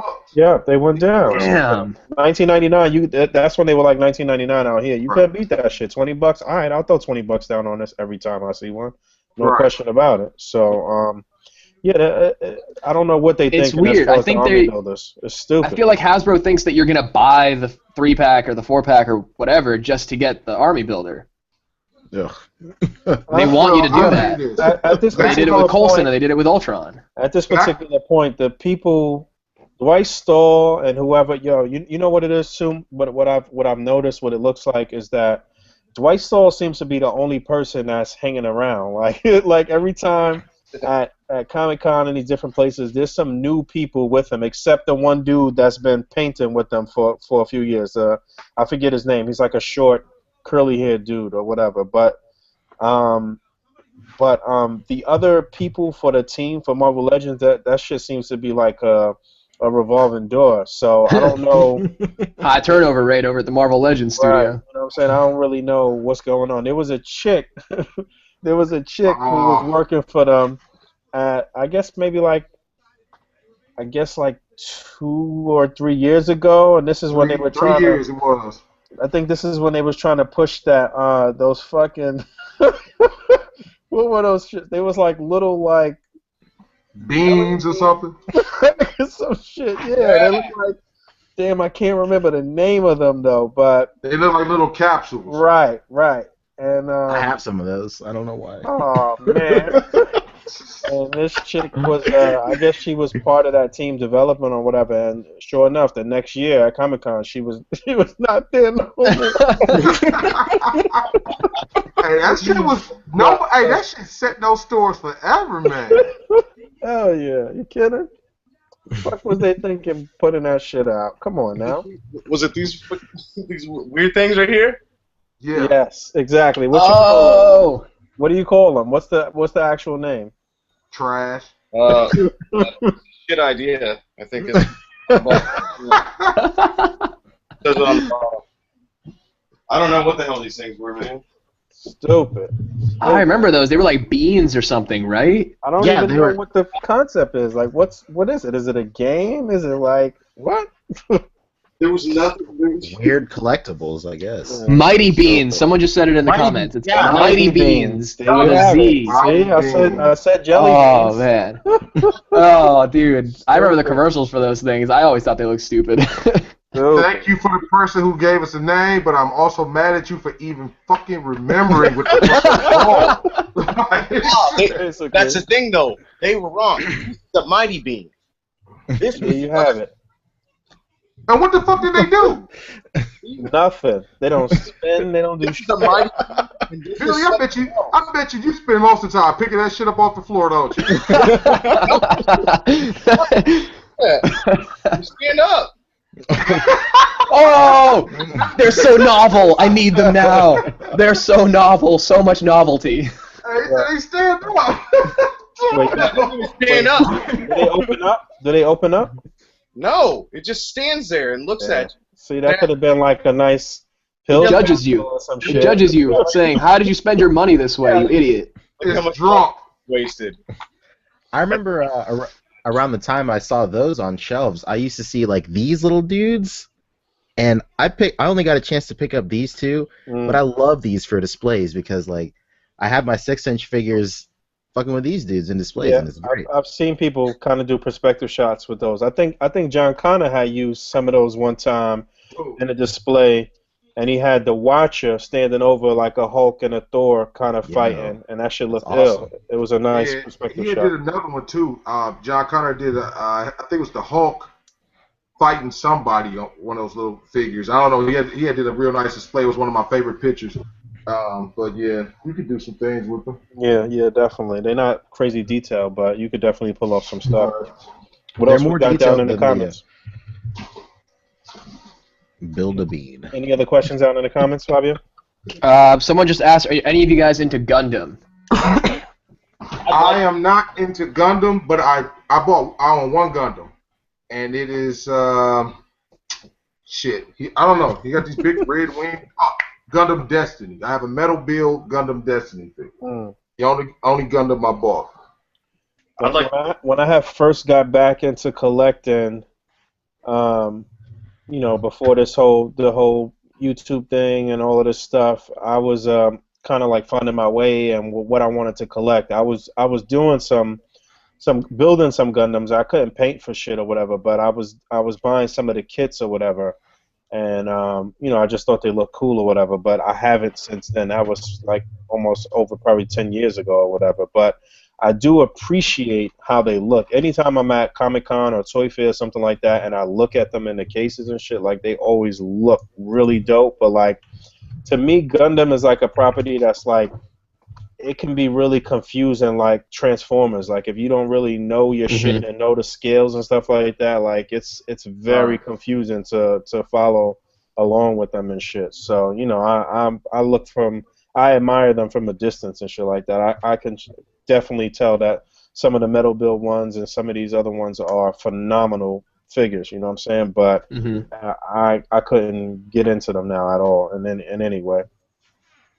Yeah, I built a few of them when I was like smaller. Like my older cousin would be mad into building them. I know like overseas in Japan that whole scene is enormous. It's huge. And my cousin, I'm Filipino, so my cousin was kind of into that as well. And then when I started collecting again, I did, and I was trying to, just like you, find my way of trying to figure out what I wanted to do. I picked up like a model kit, like a big, like I think it was $70, and it was of it's this red dude. I think his name is Sinanju Red.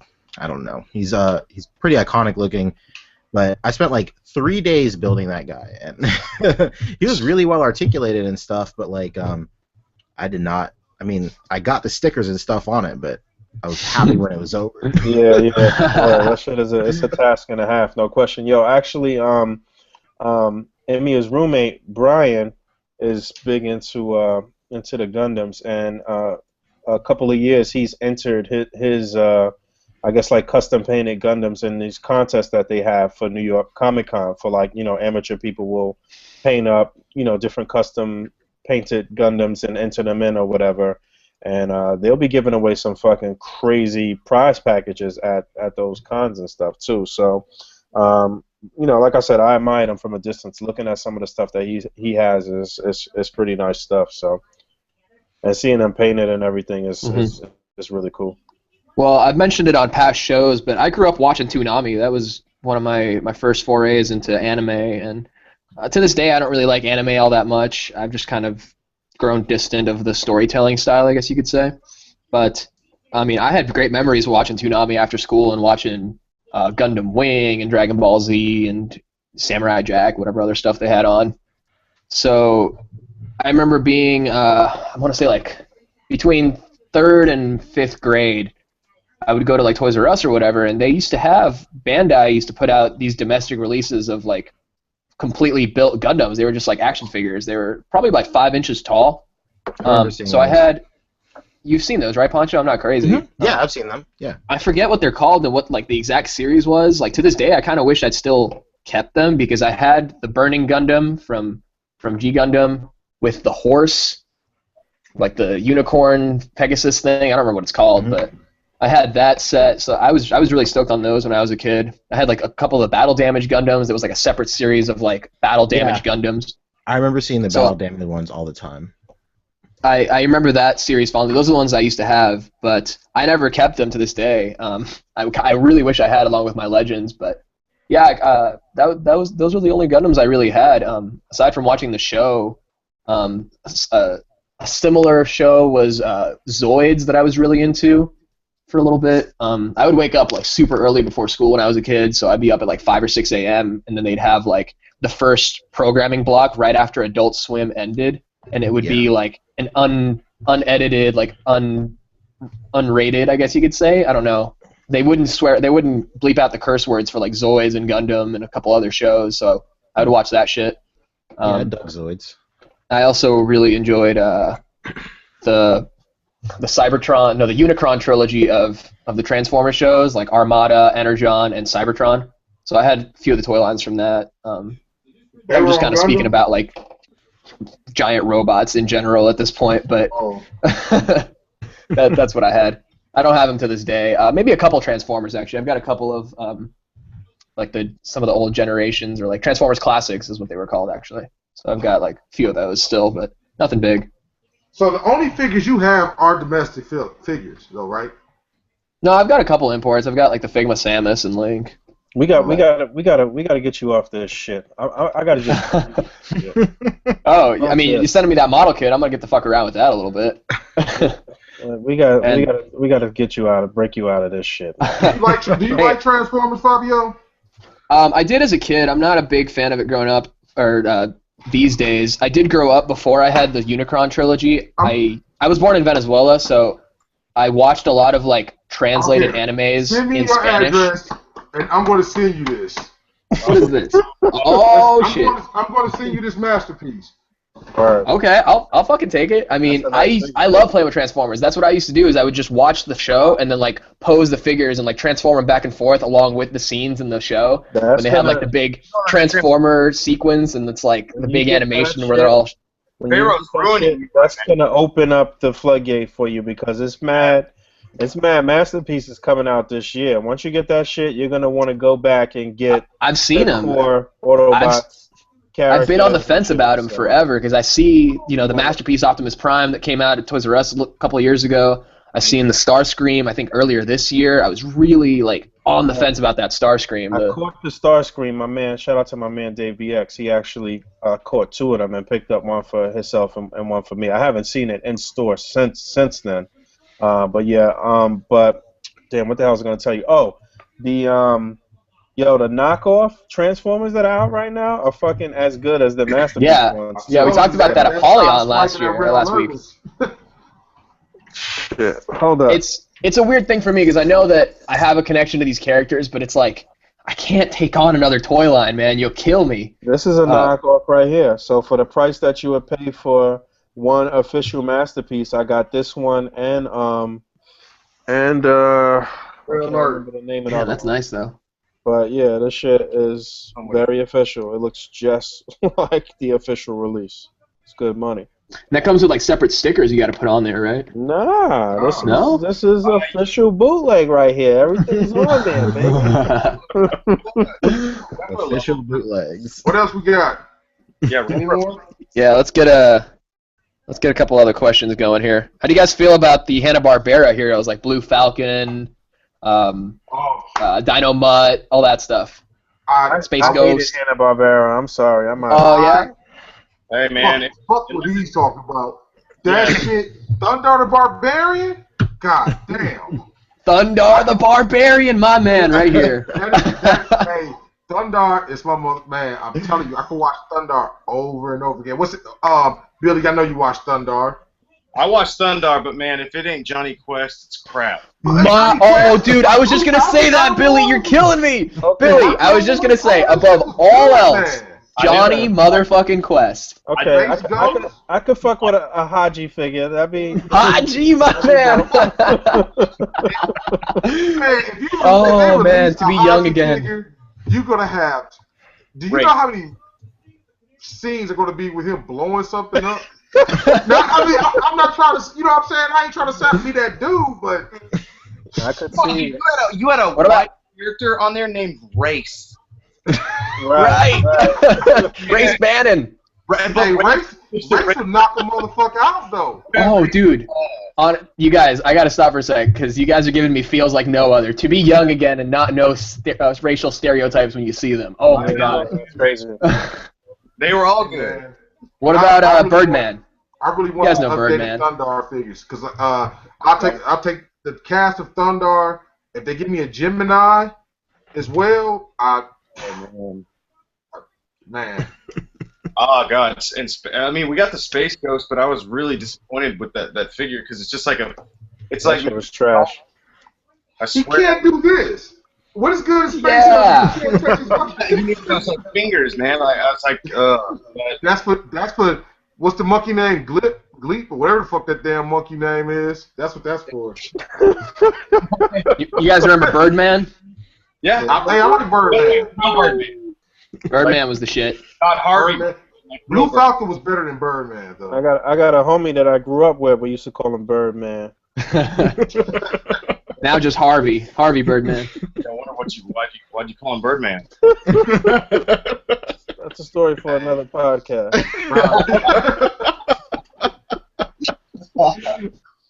Yeah, I grew up on that shit. It wasn't actually Adult Swim that was on right before I was watching those 6 a.m. shows. It was Boomerang. Because Boomerang used to be on Cartoon Network. When I was young, it used to be the USA Cartoon Express. That's where they used to show all that shit. Magilla Gorilla, Josie and the Pussycats, all that shit was shown on that. And getting later, and then all of a sudden G.I. Joe came on. Right. I was like, oh, dude, G.I. Joe. Any other questions we got down there? Yep.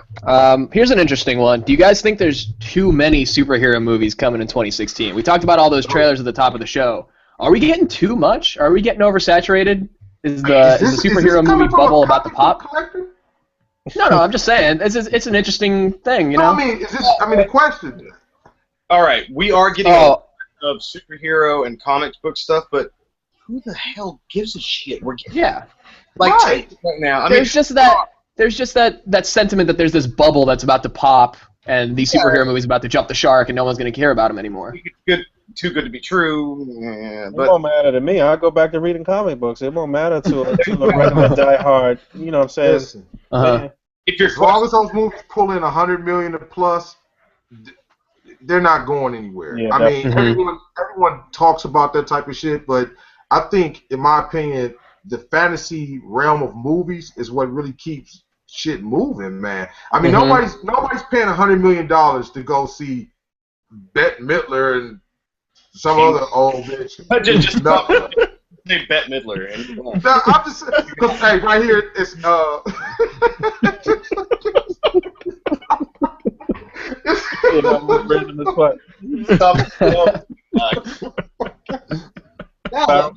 point is this. No one's going to pay a lot of money to go see that random goofy shit. Those love movies and all that shit. I mean, they're not making hundreds of millions of dollars. Yeah. What's that shit that came out recently? That was a huge book that all the girls liked. Spectre? Nah. 50 Shades of Grey? Right. Nobody went to see that bullshit. Right, but you know what's crazy? Did your girl drag you to the movie? Hell no. I heard from what I understand, girls didn't even really like the shit. They didn't like the casting of the dude. She didn't. It She didn't like. wasn't what they envisioned when they were reading the book and shit. He wasn't like sexy enough. I got dragged to the movie, dog, and literally was like this, and she kept waking me up, and I'm like, dude, you don't even like this shit. That's true, but we here. I don't want to see this. This shit is boring as fuck. It was terrible, huh? What's the premise behind the movie, though? Huh? The most horrible sex. It's Like, it was just horrible. It's like a censored porn. Yeah. Right. Have fun. Yeah. It's like what you said, like that Showtime porn shit. Yeah. It's like That's some Skinamax. Yeah, Skinamax. Yeah, there you go.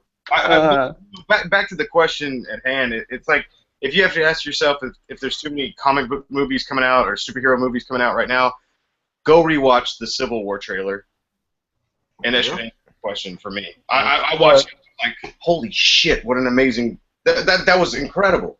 We got our Black Panther finally kicking the shit out of Bucky. I'm done. That's it. He kicked the shit out of it. My uncle would be in outrage to hear this question. My uncle is 61 years old, and he has waited to see Iron Man on film like his whole life. When Iron Man came out, he literally was like passed out on the floor. He was so fucking happy to see Iron Man.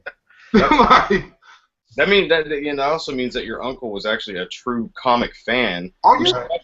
Nobody gave a shit about Iron Man like what 20 years ago. Right. Yeah. No, not at all. I did because the Marvel Legend. But Robert Downey Jr. was born to play that fucking role, man. That's what really. Absolutely. Right. What's interesting is just what he's done with the role, because Tony Stark was not that interesting in the comics. He was a bit of a fuddy-duddy, kind of depressing. He became more interesting in this modern era of comics and shit. Right. But I'm talking like Armor Wars, 1970s, you know? He wasn't this particularly interesting. He was a damaged, dark, alcoholic dude. I think it's pretty cool what he did with him. They took the character, and they didn't Jason Momoa him, and that was good. That was really good. I think, like I said before, man. Robert Downey Jr. Speaking of which, somebody asked about the Batman versus Superman trailer. I think we already kind of discussed this, but yeah. But I don't think we heard like Billy's thoughts or Pancho's thoughts. I don't know if y'all was on during that time. I wasn't on, and I saw the trailer. And what you think?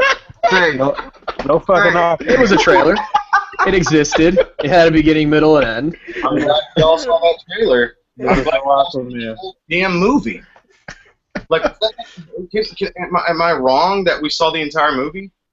Ladies and pretty gentlemen, much, yeah. Tony Mahoney We did. is upset because Aquaman. Aquaman, they dropped the ball on Aquaman. Aquaman would have been the Now, here's my question. If you wanted, that'd have been the greatest trailer in the world, even if they ain't shown. Now, here's my question. Do you think that the is it Wrath or Wraith? What is it, Wrath? Where's Zod? Where they bring Zod back? I don't think it's. I feel like that's too big of a stretch. I don't know. I feel like these guys that are producing this movie want name recognition. They want people to go, oh, they want that dude in the back of the theater, like snarkily going to his friend. Yeah, that's yeah. I know who that is. Of course, yeah. I know who that guy is.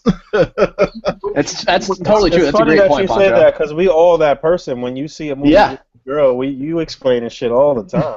Right. I wonder, is it going to be Doomsday or is it going to be Wrath or who the hell cares? Because Ben Affleck's in the movie, and so is this woman who's running around with her. I was like, oh, I love DC so damn much, and this movie, like, totally.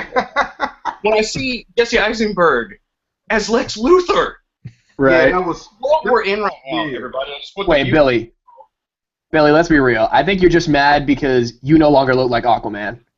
Now Aquaman looks like an islander. Just get a fucking tan. This is where I step up. Aquaman with the boy bond. Lex Luthor, like one of my favorite villains of all times, and oh god, Jesse Eisenberg. Maybe the evolution of the characters will amount to something. No, I think Fucking evolution of I'm talking about like Doomsday. I'm thinking about Doomsday. Everybody keeps saying that. But maybe he will finish evolving, and maybe he will end up looking like. I just wonder how many people really give a shit about Doomsday more than they do about Lex Luthor, because Lex Luthor is a freaking he's an evil Tony Stark. Like, Yeah. He's always been amazing to me. He's always been a really cool, really smart, imposing political character. Mm-hmm. Then they've got like, no, you wouldn't want to pick a fight with him because maybe Doom said eat Lex Luthor, shit out the real one. Hey man. Maybe this Lex Luthor was cloned from the body of the dead Lex Luthor. We've heard that might not even be. He might not even be playing Lex Luthor. He might be somebody totally different, some other character. What they say his name was? Yeah, they're saying it's his son or something. Yeah, son. That's what I heard as well. The article said he was his son. I hope he dies. Like, in which case we're getting a millennial Lex Luthor who has the trust fund and way too much money to burn. Right. Gene Hackman was a cooler Lex Luthor than dude. Gene Hackman was a great Lex Luthor. Hackman was a hack. Kevin Spacey was a good Lex Luthor. With our panelists here, who gives a shit about that movie? Seriously. I give a shit about it. I truly want to see it, yeah. I mean, I want to see it. I'm not going to lie. If Batman wasn't in the movie, I would still see it, but I really wouldn't care. I want to see it. I want to see it, but I'm not like, I won't be running out to the theater like Star Wars. Yeah, same and here. Speaking of cinematic universes, one last thing I wanted to touch on is the finale of Agents of S.H.I.E.L.D. that just passed. It's the mid-winter finale. I don't know if you, Billy, I think you're keeping up with the show, right? What is with these new, like, mid-season finale? I know, it's the fucking worst, dude. Starting to end. Like, what the fuck? It's the worst. I don't know why. All it really is to make sure the ratings are where they're supposed to be before they put more money into some other shit. No doubt. No doubt. So, it was great. It was a good little mid wrap-up / introduction to the new villain of the next half of the season. I'm surprised by that show. Are we really talking about this again? Yeah, but I just wanted to mention that. Remember that Inhuman that I talked about that they banished or whatever? There's been speculation now that we've finally seen its like form in a way. It's like a parasite almost that like infects dead bodies, and it reanimated the corpse of this person that was stranded on the planet, and now it's reanimated the corpse of Ward, who died at the end of the episode. But they're saying the big speculation is that it's the Hive. It's the MCU version of the Hive, which is like the living embodiment of the ideals of Hydra, which is like literally a beast that you cut off one head and two more take its place. Fucking Hydra now, get out of here. No, man, they went really deep with Hydra. It's actually They did. It's pretty impressive that they. It don't gotta be that fucking deep. They're a terrorist organization. That's it. What the fuck? Family, man. They can't just be neo-Nazis, you know? That wouldn't be compelling. Organization till they went to Cobra Law. Right. And you put out this alien. That's funny. That's funny though. They gotta have something to do for the show, man. Because the show it's entertaining. I watch S.H.I.E.L.D. actively, but it's just I don't know. Mm-hmm. I love Ward, man. I hate Ward. You used to hate Ward, Billy. Exactly. You love to hate him. It's a 180 flip, man. He was like completely turned around. I was like, wow, they made this stone-jawed like Abercrombie model, dude. Like. Abercrombie model. It's true though, and I'm actually really glad the way they wrapped up the season. Like, even though Ward the character is dead, I'm happy that the actor is still going to be on the show in some capacity, because I really have gotten to like him as an actor, and like just the journey that his character's gone on, and being like the apprentice to Bill Paxton and shit. I don't know shit about this show, so you ain't missing shit, man. The only reason why I watch is hopefully it connects to movies somehow. Right. That's what I was going to say next, is just don't complain when you're not watching the show and then Civil War comes out and you don't know why this slime monster / Ward guy is in the background and we're getting all excited about it. Yeah, you know what? You're probably right about that, though. I'm sure they'll have quite a few Easter eggs in Civil War, man. We're probably going to see a bunch of shit from the show. I wouldn't be surprised about that. That's the only show that connects to Netflix as well. Because the same adoption agency that Daisy was in was the same one, Matt Murdock's mother. Right. Yeah, that's true. So we actually have that little bit. Oh, and you guys thought I was crazy when I said that there might have been an Iron Fist cameo, but I sent you that link, so. Oh.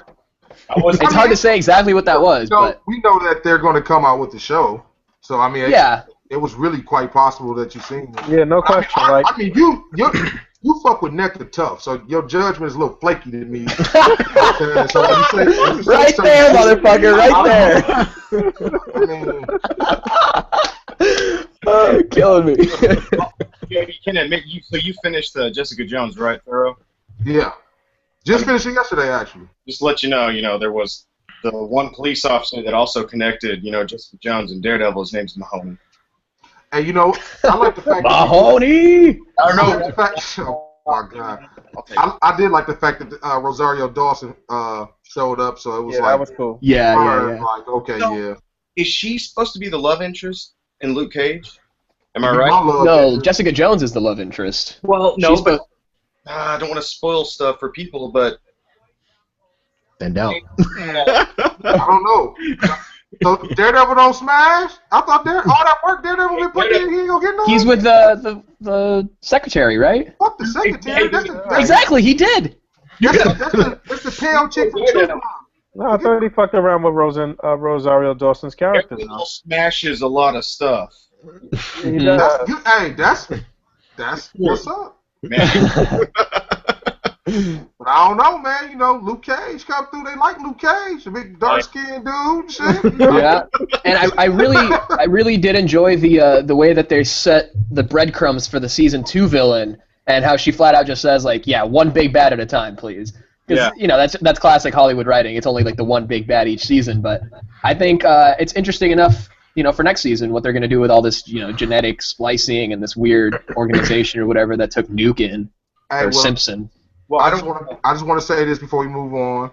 I really like Jessica. I like her character. I like the way the chick playing her, how she plays Jessica Jones. I love her. I think it was like really funny to me when what she said to Kilgrave, like what was murder, kill, taken, or something like something. Like that was my line of the year for me. I think that was. She plays like this emo chick really, really well, man. Like it's very, very. She's well the emo chick from your high school you wish you got to smash, right? Right. The walk is where it sells it though. Like how she just walked in the rooms like. Right. What did you guys think about Luke Cage? I haven't got to talk to you guys, so I don't know what anybody thought about it. I liked him. I liked his. Yeah, I thought he was good. He was alright. I accept him. Let's say that.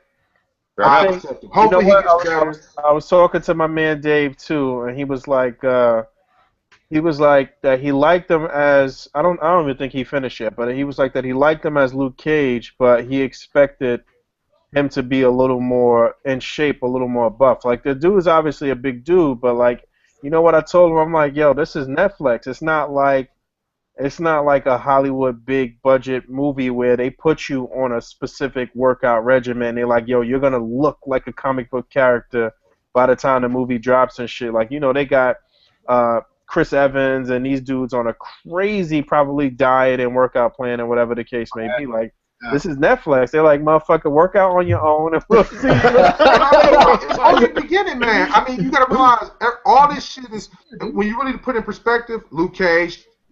He's trying to keep it on the low. He got his little bar. He don't want no problems. He's going to be super whether he's fat or if he's buff. It doesn't make a difference. He is who he is. So it's pretty much like when he comes back, he might be ripped. Dude might come out that motherfucker busting out shirts like Hulk Hogan. My buddy in California just told me that Netflix totally bought a whole film lot. So Netflix has their own film lot now. Oh, shit. I mean, come on, man.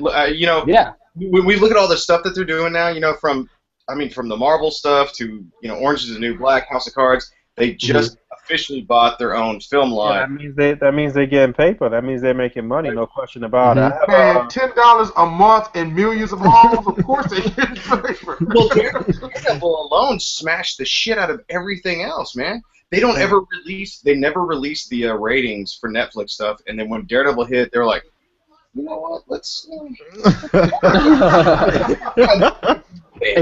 I believe the first original show that Netflix put out was the new season of Arrested Development, and that's what really brought a lot of viewership over because everyone was dying. I mean, anyone who's into that show and knows that it was criminally canceled before its time knows that that show has been something that people have been waiting for forever. Netflix version was a waste. I was so mad. You think so?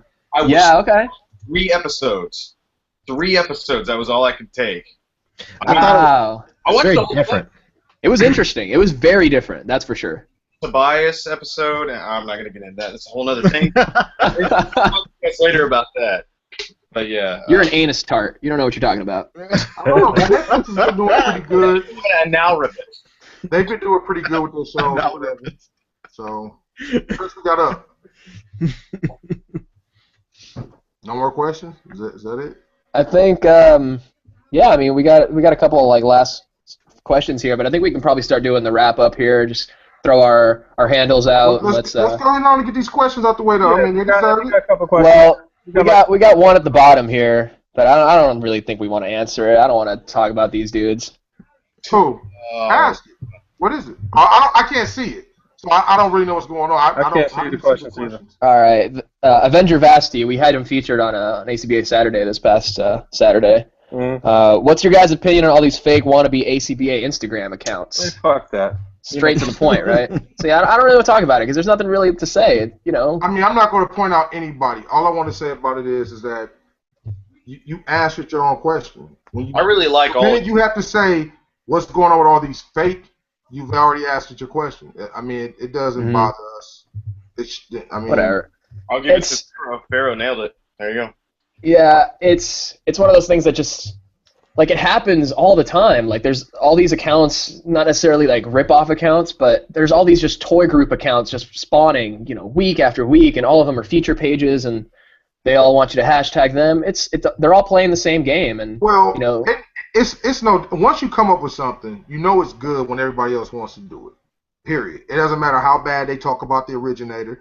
They can spew all type of bullshit about you, but the fact is when you put art or you separate your group into 4 like letters or whatever it is. I mean, you know where that started from. If you're using cutouts, you know what's going on. I mean, it's just fuck all that. I mean, what it is like.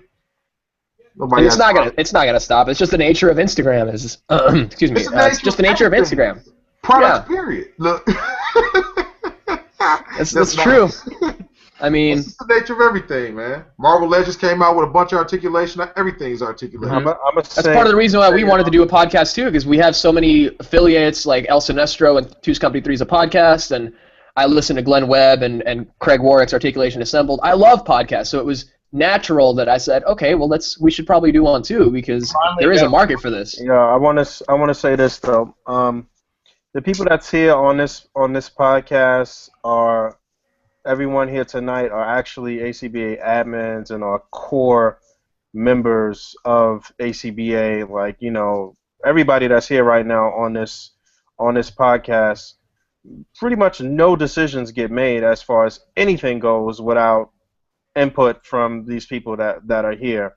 And the thing about the people that are here is that not only are we, I guess we personalities now as far as this podcast goes, but we all have displaying chops too. So this is what separates us from all of these other accounts that, play the hashtagging game and all of that. Like, we can actually say what's dope and what's not dope because we could actually sit down and put up a great display and know, what's popping. There's a lot of people out there that are saying, I'm picking these pictures or whatever the case may be, and they can't fucking put up a picture. They can't do nothing. They can't pose a figure.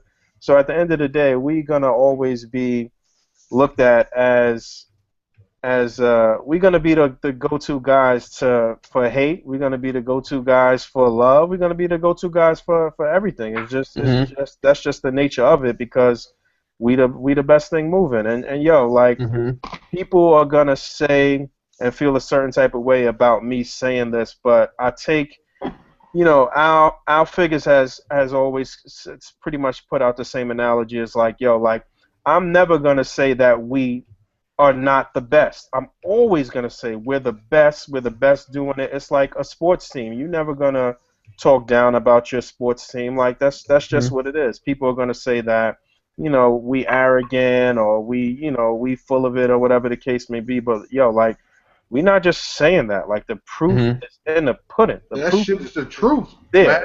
Here's a little anecdote story just to touch on that. Man, I would put A.C.B.A up to take the Pepsi challenge against anybody, any day. I'll put my money behind this team of people any day. On any other group, when they talking shit, that's me in the comments talking shit right back. You never gonna say nothing. You never gonna think you gonna get away with a slide remark or nothing whatsoever. I saw. Shout real out. quick. Let me just say this one last thing. I saw my man E was getting into an exchange with somebody this past week. I didn't comment. I didn't say anything, but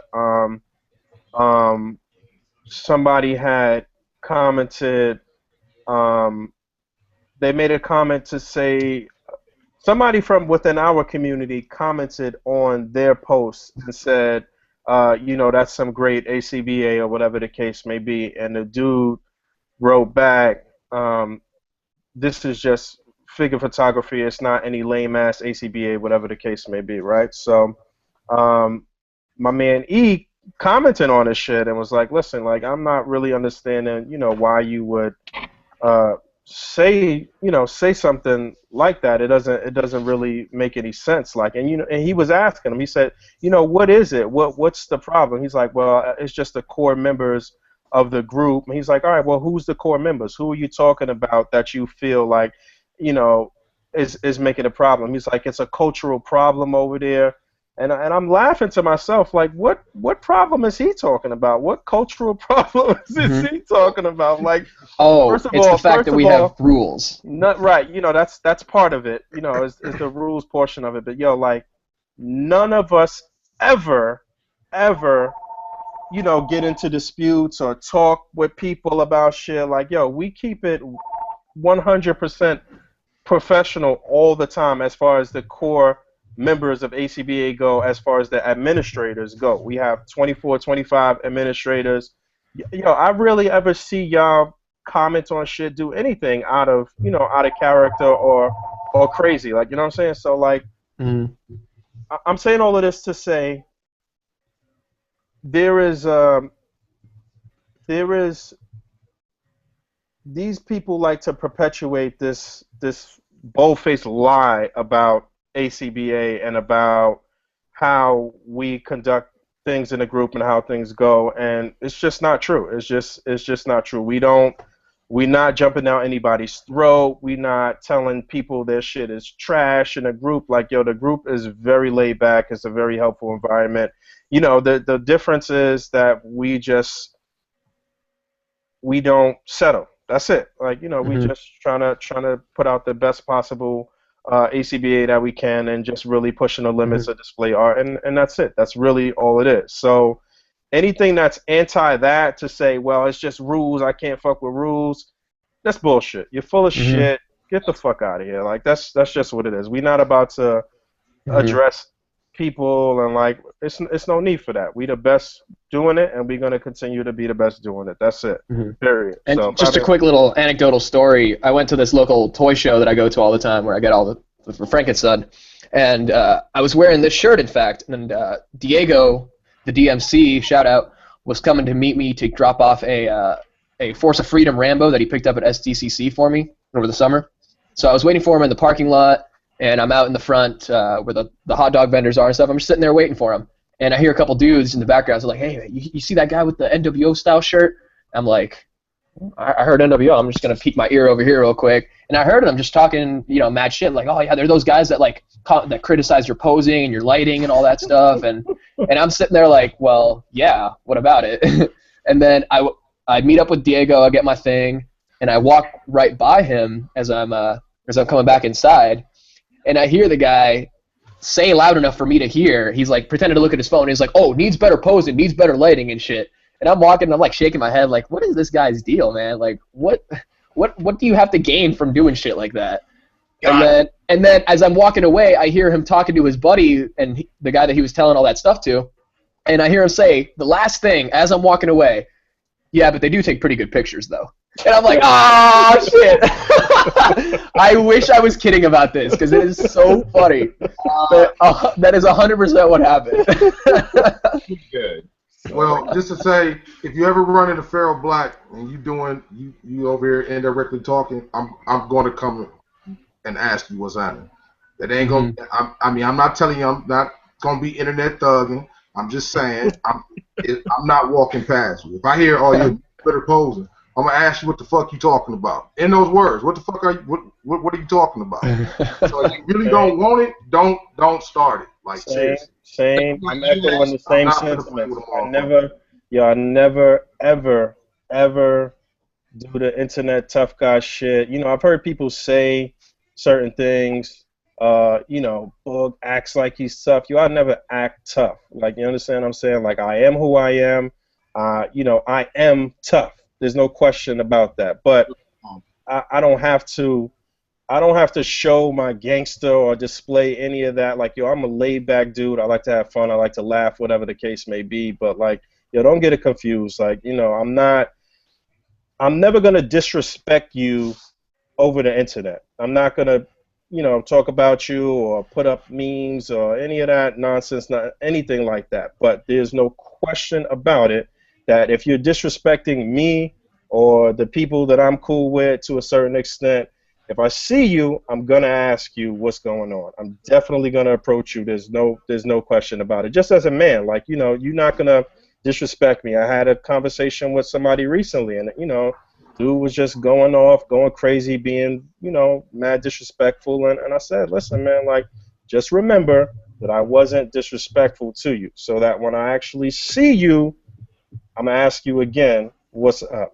And that's just what it is. It's not about being tough. It's not about anything. It's just about respect. I feel like we are some of the most respectful people, as the most respectful guys out here. Like, I'm very respectful to everybody. I feel like Pharaoh's the same, Billy, everybody. Anybody who is an administrator, we are very careful with what we say and how we say things. There's no question about it. We don't say crazy things and then hashtag A.C.B.A. or say political things or racially charged things and then put A.C.B.A. or anything like that. We just don't do that. So don't run up on Billy either, because he lives with a sharpshooter.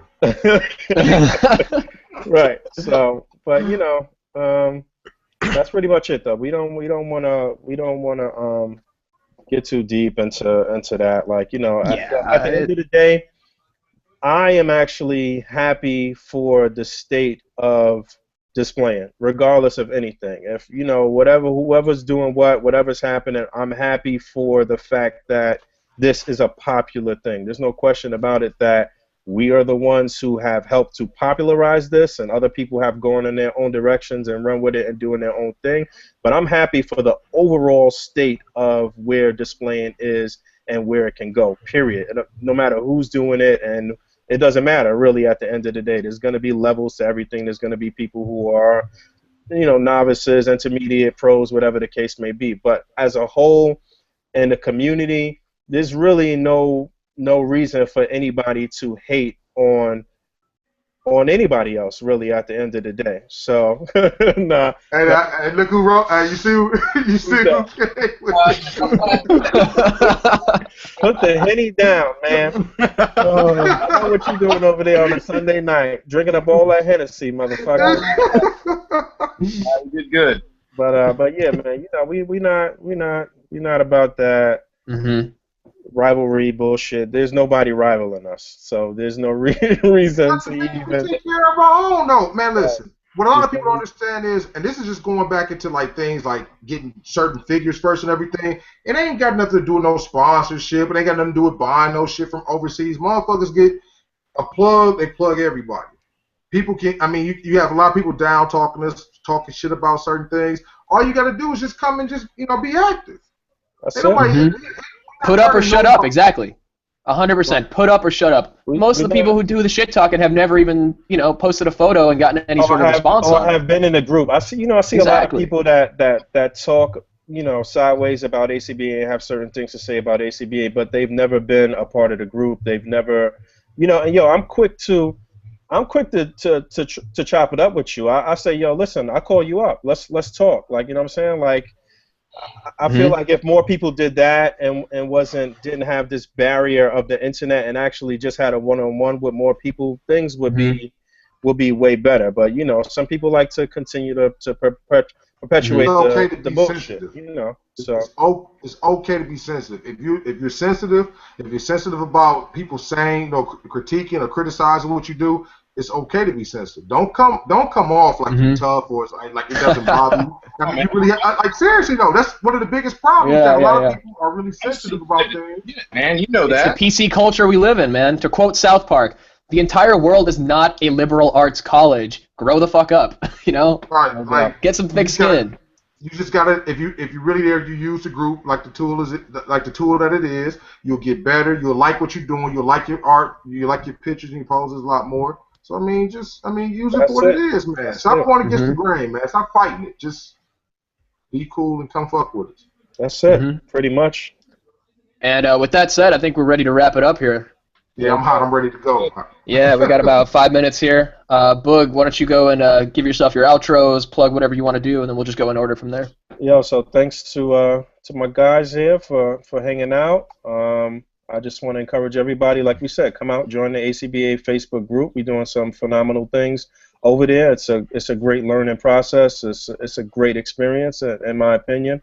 Also, while you're on Facebook, you should probably join the Dial Structure group as well, which is an even more laid back experience. It's not as much interaction as the it is interaction. I don't want to say that, but it's not as intense as the A.C.B.A. group. There's a lot of conversation and a lot of pointers and critique in A.C.B.A., whereas Dial Structure is more of a place to just kind of showcase your stuff, and it is what it is. But Mhm. the groups go hand in hand.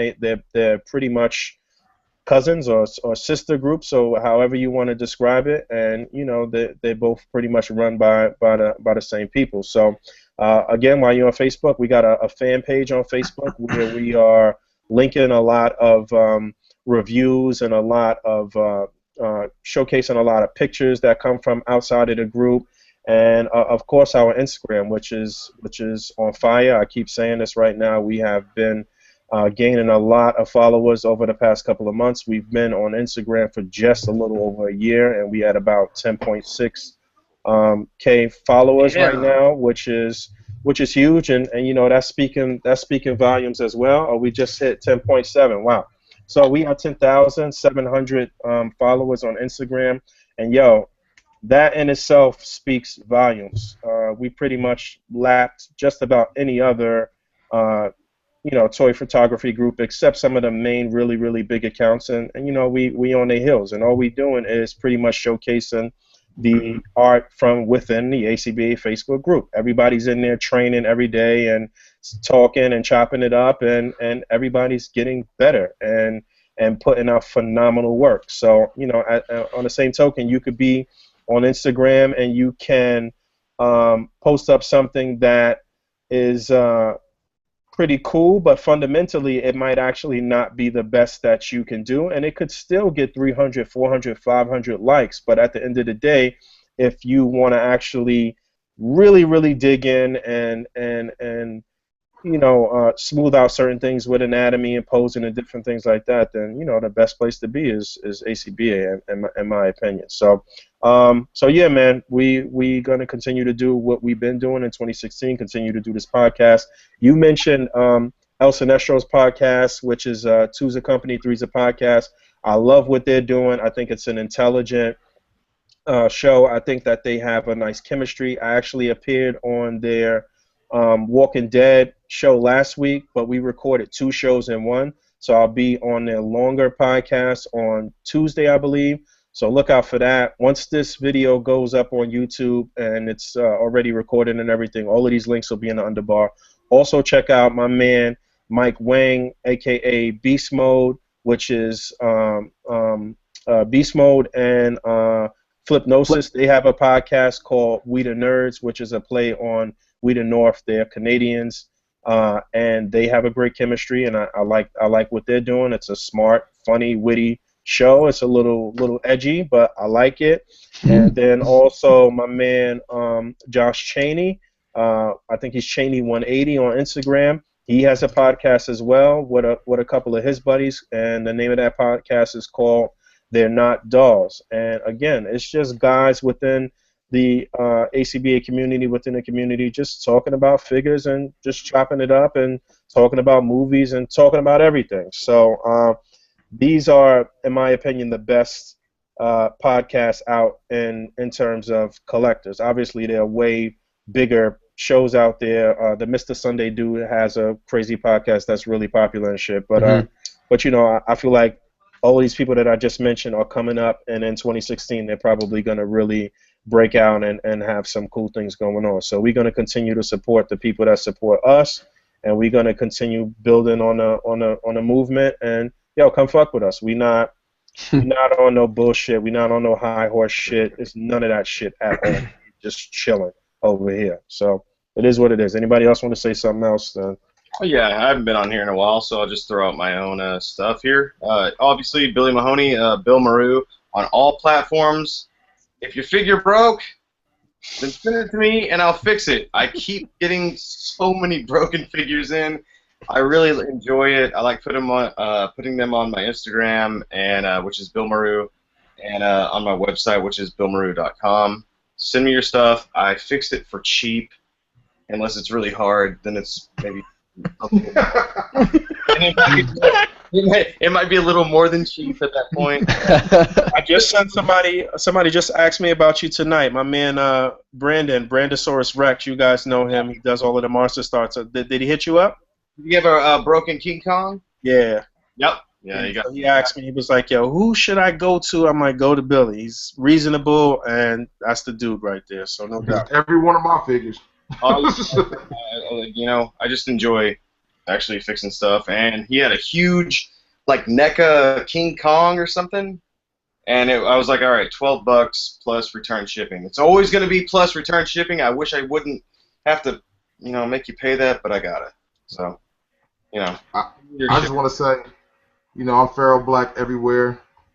I mean, I'm not the best reviewer in the world by a long shot.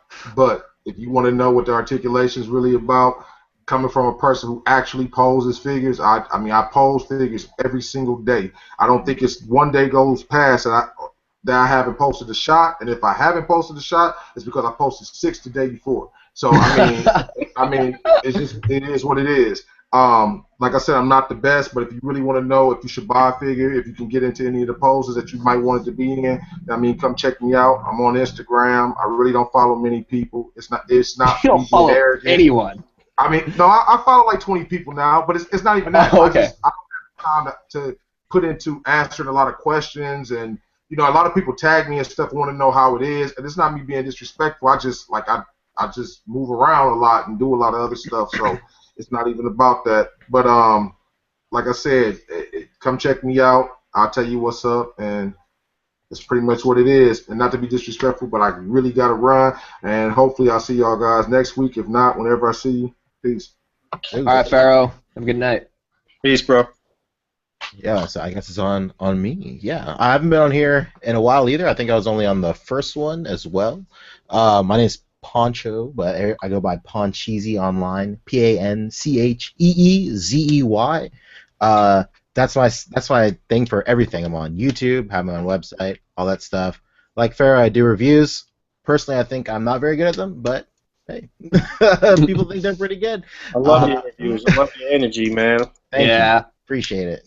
Your editing is top notch, dude. Thank you. Appreciate it. And you're funny as fuck. Let's not forget that. Yo, Oh, I thank you. forgot to mention this while we're talking about you and your shit. He is the person that pretty much edits all of the A.C.B.A. Saturday videos. And we just put out a video yesterday. Well, he did because he put the whole shit together. And yo, this episode was really, really good. We should have talked about this earlier in this podcast, but I really like the flow of this episode. It was about a little over 30 minutes, I guess. We had Aaron Williams on there from AW Designs, and and our bump segment and a couple of reviews, and I'm really liking A.C.B.A. Saturday, so that's another thing you can check out, and that P's a big part of. He's the one that pretty much quarterbacks that situation. So Guys, please follow Panchisi. He has saved my freaking life. He's taken over so much work, and the it's ridiculous. Seriously, he's a damn angel. Thank you. I appreciate it. Please keep them coming. Anyway, yeah, yeah. A.C.B.A. Saturdays. I do. Yeah, like Book said, I do it all. I feel like right now we're really setting in, finding our rhythm, finding our footing with it, and it's just going to keep on getting better. As the more and more we do it. Well, I guess we could talk about this too. Pretty much, me, Panchisi, my girl Pep, and his girl Becca are like the core, I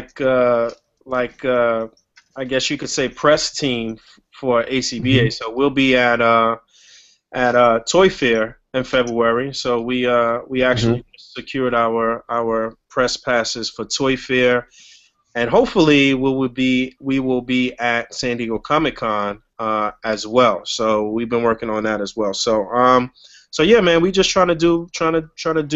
We are trying to wear all the hats between our 25 administrators. We are trying to touch everything. So that's pretty much what it is. Hey, I'll go say my goodbyes here real quick. My name is Fabio. They call me Colonel Krackers. I'm your resident NECA ninja, much to Pharaoh Black's chagrin. But yeah, I mean, if you want to talk NECA, man, I'm your dude. I love it all. I just put up on A.C.B.A. Saturday, speaking of that, I just put up my first Minuteman review of the Ultimate John Matrix Commando, so that was a fun little thing. It was good. Yeah, thank you. Appreciate that.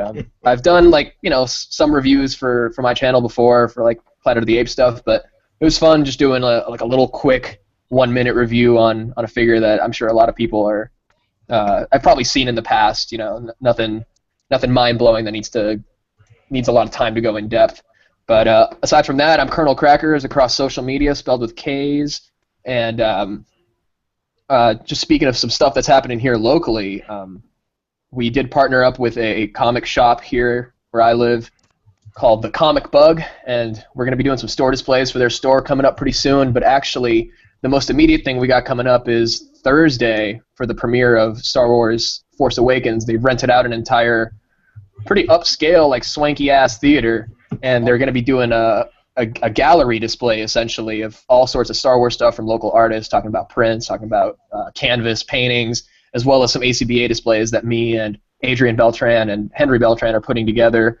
He should be finishing it up right now, so hopefully he's listening to this and getting a little bit of inspiration and having some content to listen to while he finishes the work. But yeah, we're really excited about that. We're coming on Tuesday, actually, to set up for the event, even though it's on Thursday. So it's getting to be crunch time now. We have about 48 hours to go. So yeah, all the final pieces are getting put in place.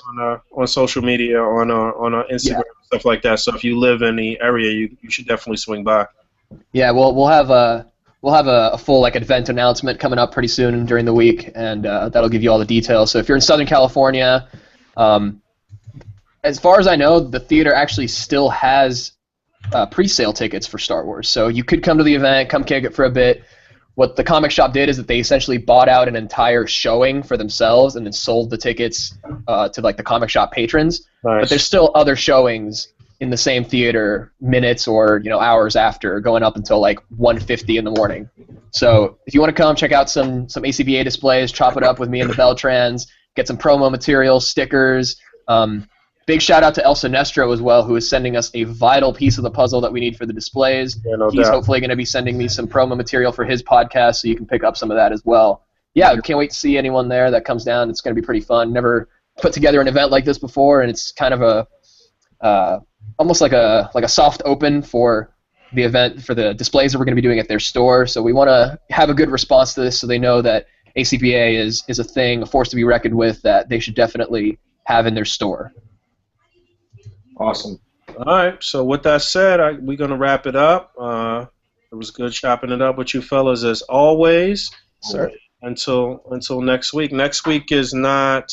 Oh yeah, next week we're gonna have to talk about Star Wars. Yes, sir. Oh, Yeah, I'll be there opening night. Everybody here got tickets for opening night? Yeah. I'll be there for the event on Thursday. I'll pick up my tickets when I'm there on Tuesday. Thursday. We got it for Friday night, but I'll just y'all won't see me on social media between Thursday. No. Social media blackout all across the board. Gotta stay away from these motherfuckers spoiling that. Especially the trolls that'll they'll post something like a picture in the Facebook group right. that spoils this particular moment of the movie. Like I remember when Avengers 2 came out and he did like the team at the end, Cap's team that he puts together, and he's like, cheeky little motherfucker was like, "Oh, does anyone recognize this team? Wink, wink." Get out of here, dude. You must think you're clever. You have to put up a little warning in the group so people don't start doing display spoilers and shit. You post a spoiler for Star Wars within 5 days of release, you're freaking banned. Yeah. Word up. All right, fellas. So I'll talk to y'all next week. Well, I'll talk to y'all all right, guys. in 5 minutes. Bye. All right. All right, you guys. All right, peace.